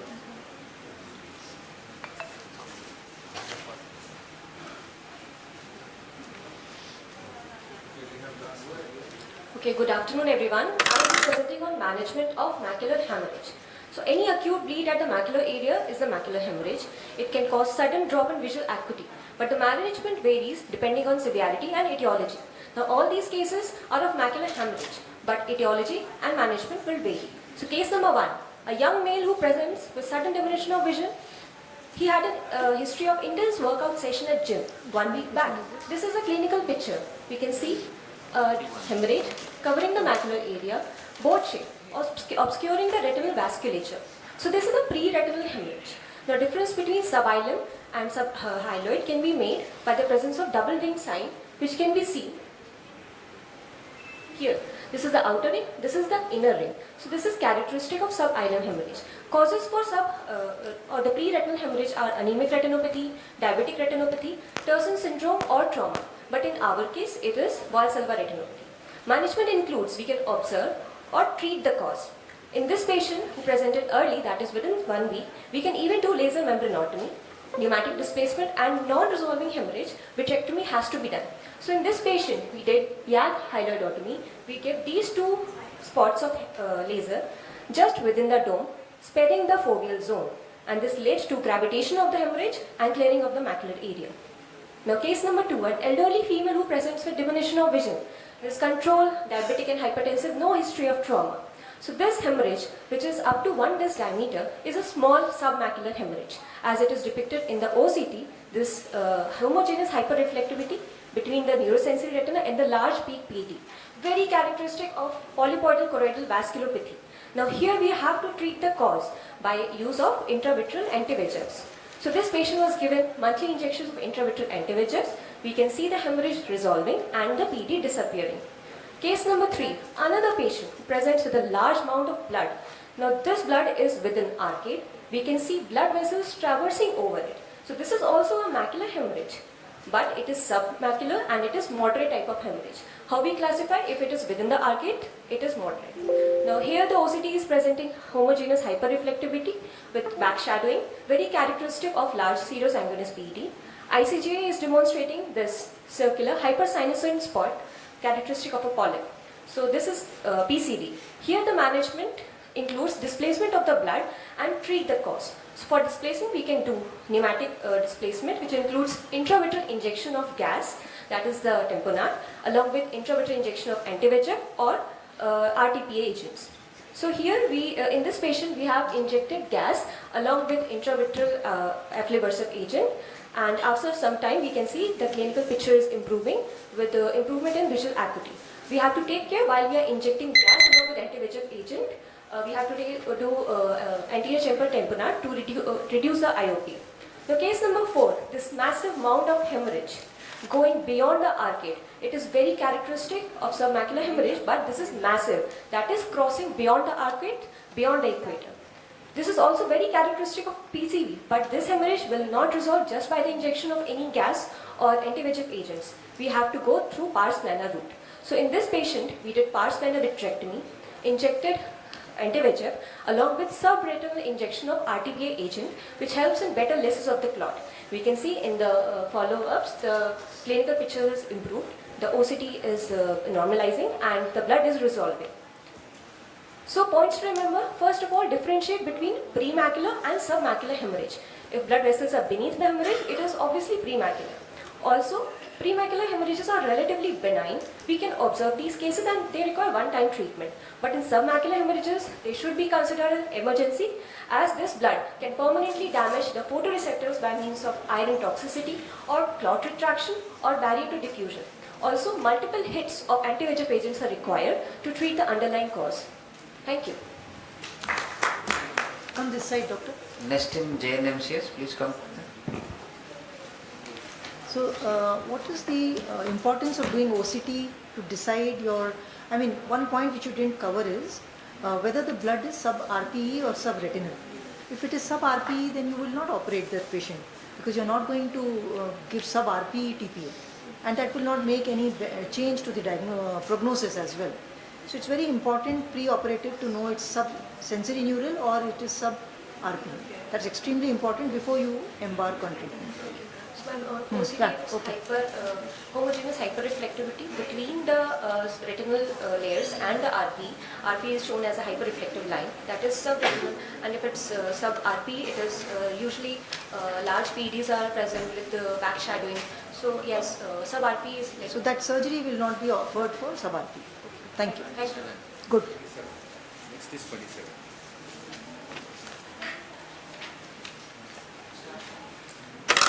Hello everyone, my name is Nida. I will be talking about screening of retinopathy of prematurity. ROP is multifactorial retinal condition in premature infants characterized by abnormal retinal blood vessel development, which can lead to RD and vision loss. Finally, the prevalence is about 40% of infants born before 28 weeks of gestation. The importance of screening is early detection, risk assessment, improved outcomes and public health implications. The normal retinal angiogenesis starts from 16 weeks and lasts up to 41 weeks of intrauterine age, and hypotension, hypoxia, hyperoxia, which lead to free radical formation, injures newly developing blood vessels, disrupts normal angiogenesis, new vascularization, thereby leading to retinal edema, hemorrhage and abnormal fibrovascular tissue development. The risk factors included are primary risk factors, which includes gestational age and birth weight. Secondary includes prolonged oxygen therapy, infections and blood transfusions. The other risk factors include mechanical ventilation, sepsis, etc. The recommendation for the screening guidelines is according to AAP. It starts from the 4 weeks of postnatal age or 28 weeks of postmenstrual age. The timing of the first screening is 31 weeks of postmenstrual age or after 4 weeks of birth, whichever is later. Studies show that APROP is more common in Indian babies. NNF recommends that infants that are less than 28 weeks of age or less than 1200 grams should be screened as early as 2 to 3 weeks of age to enable the early identification of APROP. The screening methods include indirect ophthalmoscopy, which is the gold standard, and other is the digital imaging, which is for the far-flung areas for the remotely located babies. In indirect ophthalmoscopy, the first thing we do is bring the baby under the radiant warmer in the NICU. For discharge in stable babies, we can do it in the ophthalmologist clinic. Communication with the parents and documentation is highly desirable. The baby should be swaddled and preferably fed 1 hour prior to the examination. Pupillary dilation should be started 1 hour prior to the screening with Tropac, 0.5% phenylephrine, 2.5%, 2 to 3 times 10 to 15 minutes apart. Atropine should not be used. Oral sucrose should be given to the baby for the pain relief. Topical anesthesia can be used without any sedation. Indirect ophthalmoscopy can be done with the 20 diopter lens. Firstly, we start with the anterior segment, then we follow to the posterior pole. Then sequential examination in all the glaucomas of the peripheral retina is done. Scleral depressor can be applied and recording should be properly done in the chart and card, and the parents should be updated about the subsequent follow-up. The challenges we face is the operator skills and infant stability. After indirect ophthalmoscopy, we can go for the digital imaging technique. It is for the it can help in the leading. Since ROP is the leading cause, we can benefit it from the potential for the telemedicine. We can use smartphone, red cam, 3 Neo, and artificial intelligence. The digital imaging technique, in digital we can also go for the wide field imaging devices for the fundus imaging, fluorescein angiography, handheld OCT and OCT angiography. Classification of ROP is based on the zone, extent and staging. In stage 1 we go with the demarcation line. In stage 2 we can see the ridge formation. In stage 3 we can observe the extraretinal fibrovascular proliferation, and in stage 4 we can see the partial RD. In stage 5 we can see the total RD. The other forms of ROP is the plus disease, where vitreous haze, pure pupillary dilation and vascular engorgement of the iris is also seen. Other diseases associated is the threshold disease, pre-threshold and Grush disease. In follow-up protocol, we have this table. Follow-ups needed because the regular monitoring is very important in this. Termination is done when regression of ROP is totally noted, that is fully retinal vascularization is happening. Thank you very much. You can come here. Next is Team Adesh. Nice presentation, doctor. So one question I had is that what is the, say, I'm just calling it incidence of ROP. Let's say that you screen 100 babies in NICUs. So how many babies would have ROP in whatever stage? The incidence is around 19% in India, and Okay. I'll get back to you with Sure. information.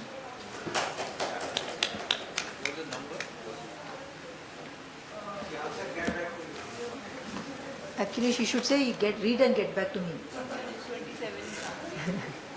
Don't keep asking questions, read and ask. 22. Please start. Good afternoon, everyone. Today I, Dr. Mehek, will be taking a class on congenital nasolacrimal duct obstruction, understanding and management.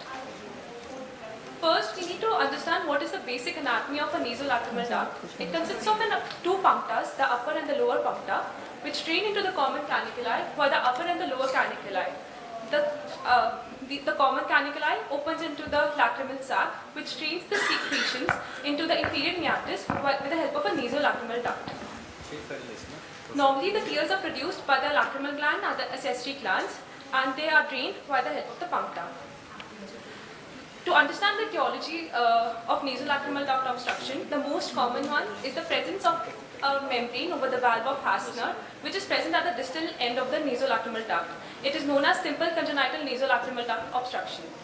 Other causes include craniofacial abnormalities or diffuse stenosis at the distal end of the nasolacrimal duct, and this is complex congenital nasolacrimal duct obstruction. The prevalence of this condition is approximately 6 to 20% in infants. It's got a high rate of spontaneous resolution, almost 90% resolving by the first year of life. There is no gender predilection. Initially, we have to elicit a thorough history from the mother as the child is quite uncooperative for examination. The child may present with a unilateral swelling, excoriation. It may be unilateral or bilateral. The child will have epiphora, periocular crusting, and it may or may not be associated with mucopurulent discharge. The signs of obstruction can be discharge at medial canthus, crusting of lashes, eyelid redness, swelling, increased tear meniscus height. How to diagnose this? The diagnosis is most clear-cut on history and examination. We can do a fluorescein dye test in which fluorescein dye is instilled and we check after 5 minutes if the dye is still persistent. Roplas positive is a confirmatory for the diagnosis, and it's got a very limited, imaging has got a very limited role in this condition. We have to rule out acute ichthyocystitis cystitis, which may present with fever, epiphora, erythema. The treatment includes warm compresses and systemic antibiotics.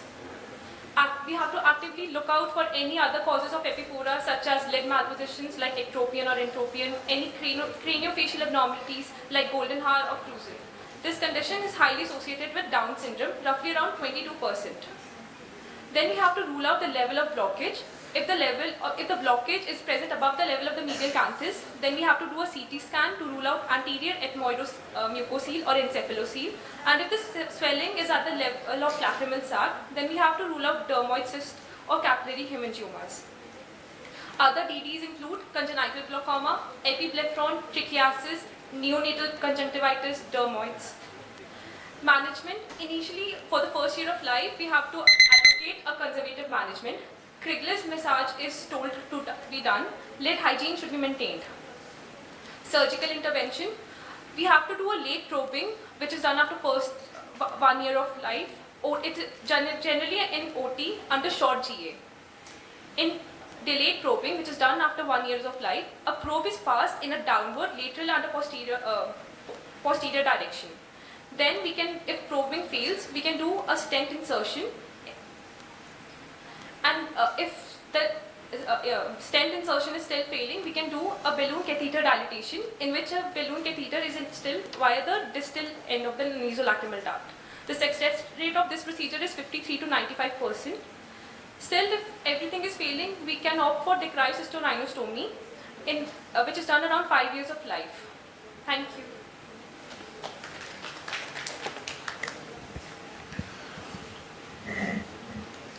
If a child comes with bilateral, too much of purulent discharge at 3 months with a bilateral congenital NLD obstruction, would you mind doing a probing? Actually, probing is not advocated for the first year of life, as there was a study which was done by McKeown, which had taken roughly around 4,000 infants, in which the effect of early probing was not effective. So when do you do probing actually in this case? In this case, we generally we tell the mother to do nasolacrimal duct massage, in which you have to apply the pressure in a downward lateral. It's not NLD massage, it is a sac massage. Yes, How can you massage NLD? Sir, sorry. Yeah, sac massage. Sac massage. We have to recommend that she should do it like 3 to 5 No, we have done it. 3 months we did, the mother still purulent discharge, bilateral pouring pus all the time. So we have to give them antibiotics, systemic antibiotics. We have done it. Systemic.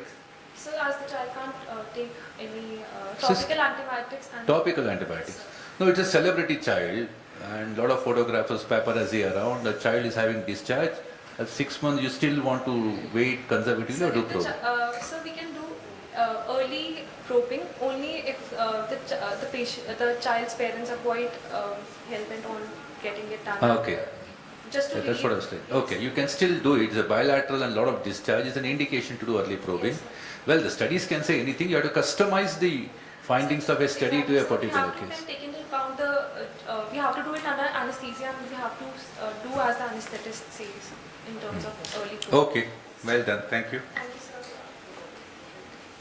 So in the meantime, our judges compile the scoring. So I think you all know finale will be tomorrow at 8:30, and the timing will be same 4 minutes. But in finale, both the mentees they will have to present, right? The topics that we have chosen are such that you must have to go today and make a lot of effort. And because as a teacher, we also face similar situation at times. So that will test how well you are going to prepare for the next class within I think 18 hours hardly.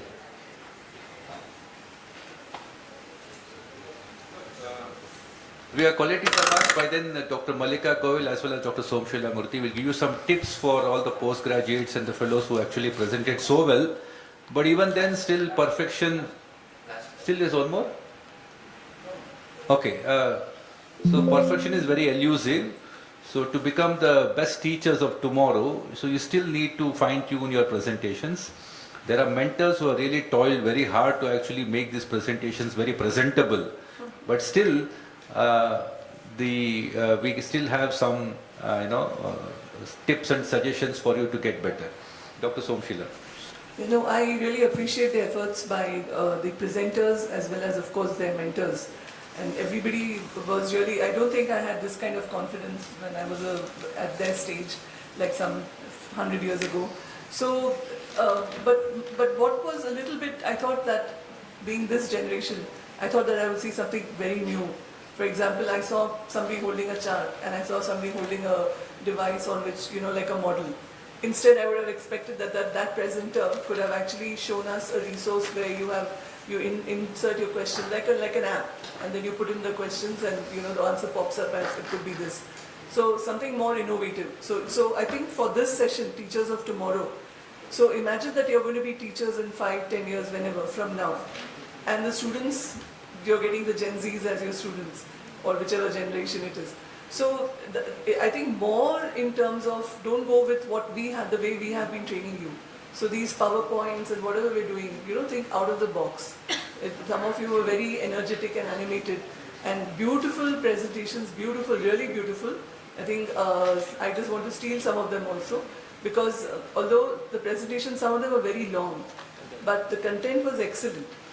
My 2 points here, one is that the facts were not right in several presentations. So that is not pardonable because you're teachers. So every sentence that you put up there, please reference. Doesn't matter if your mentor tells you something, please reference, because sometimes it's our opinion. And like here you had, it was kind of like his practice, that what he sees, celebrity children and the paparazzis, we don't see that, right? So that's why, no, jokes apart. So it depends on the practice from which your mentors might be practicing, but as teachers of tomorrow, every fact should be a fact and not just a concept or a point from the mentor. So that is one. Second is that work much more on your delivery, because many of you were in a rush and you saw me getting, because I'm old, so I was getting annoyed with that. But it doesn't matter whether you have 1 minute or 4 minutes or 10 minutes or 40 minutes. The content should match. So choose smaller topics. I like some people chose smaller topics. So don't choose a wide topic, you can't cover it. Then you have to say that I have a lot to cover. No, you had 4 minutes, you knew that. So you have to put whatever topic it is, very small and cover all aspects. So I like those presentations the best, where it was a smaller topic and you went on the topic so that at the end of it, I could learn something and I could retain something. So imagine you all are the students. When you give a presentation, how would you as a student like the presentation to be? It can't be boring text, right? So it has to be cases perhaps. I think the best match for us in ophthalmology is having a case and then showing how these investigations or whatever it is helped you. So excellent. It was a very, very nice session. And thank you both the judges for those wonderful comments. And now our chairman, Dr. Krishna Prasad R sir, is going to announce the result. I have already put the topics of finale in the group. So the sequence in which he is going to present, those are the 1, 2, 3, 4, 5, 6. Team 1, Team 2, Team 3, okay? That is the sequence for your presentation. It's not the scoring or ascending descending, it's the sequence. The sequence that we are telling will be the sequence for your finals. So remember, okay. So in no particular order, the top 6 teams which got selected for the finals. So in the finals, both the presenters will be presenting. Okay, here we already on the taste of only one. We'll have both the presenters, that will be totally 12 talks. So in no particular order, team 1 who got selected to the finals is Moria's Master Blasters. I think you can clap for them. And the team 2 which got selected is KF Ring. The team 3 which got selected is the Preceptor Queens. And the team 4 is Atropa Belladonnas. And the team 5 is AIMS Patna. And the team 6 is CFS Retina. So these names, Moria's Master Blasters, KF Ring, Preceptor Queens, Atropa Belladonnas, AIMS Patna and CSF Retina will fight in the finals with both the presenters presenting their topics. And congratulations to all the presenters first, and the winners and the finalists, and also the mentors who have really worked very hard. Thank you very much, AIOS, for giving us the opportunity to be part of this wonderful session. And on behalf of all the judges, I thank everyone. Thank you. And those people who couldn't make it to the finale, you can come to DOS midterm conference. We are doing the same session, 23rd, 24th number, Hotel Ashoka, New Delhi. Thank you.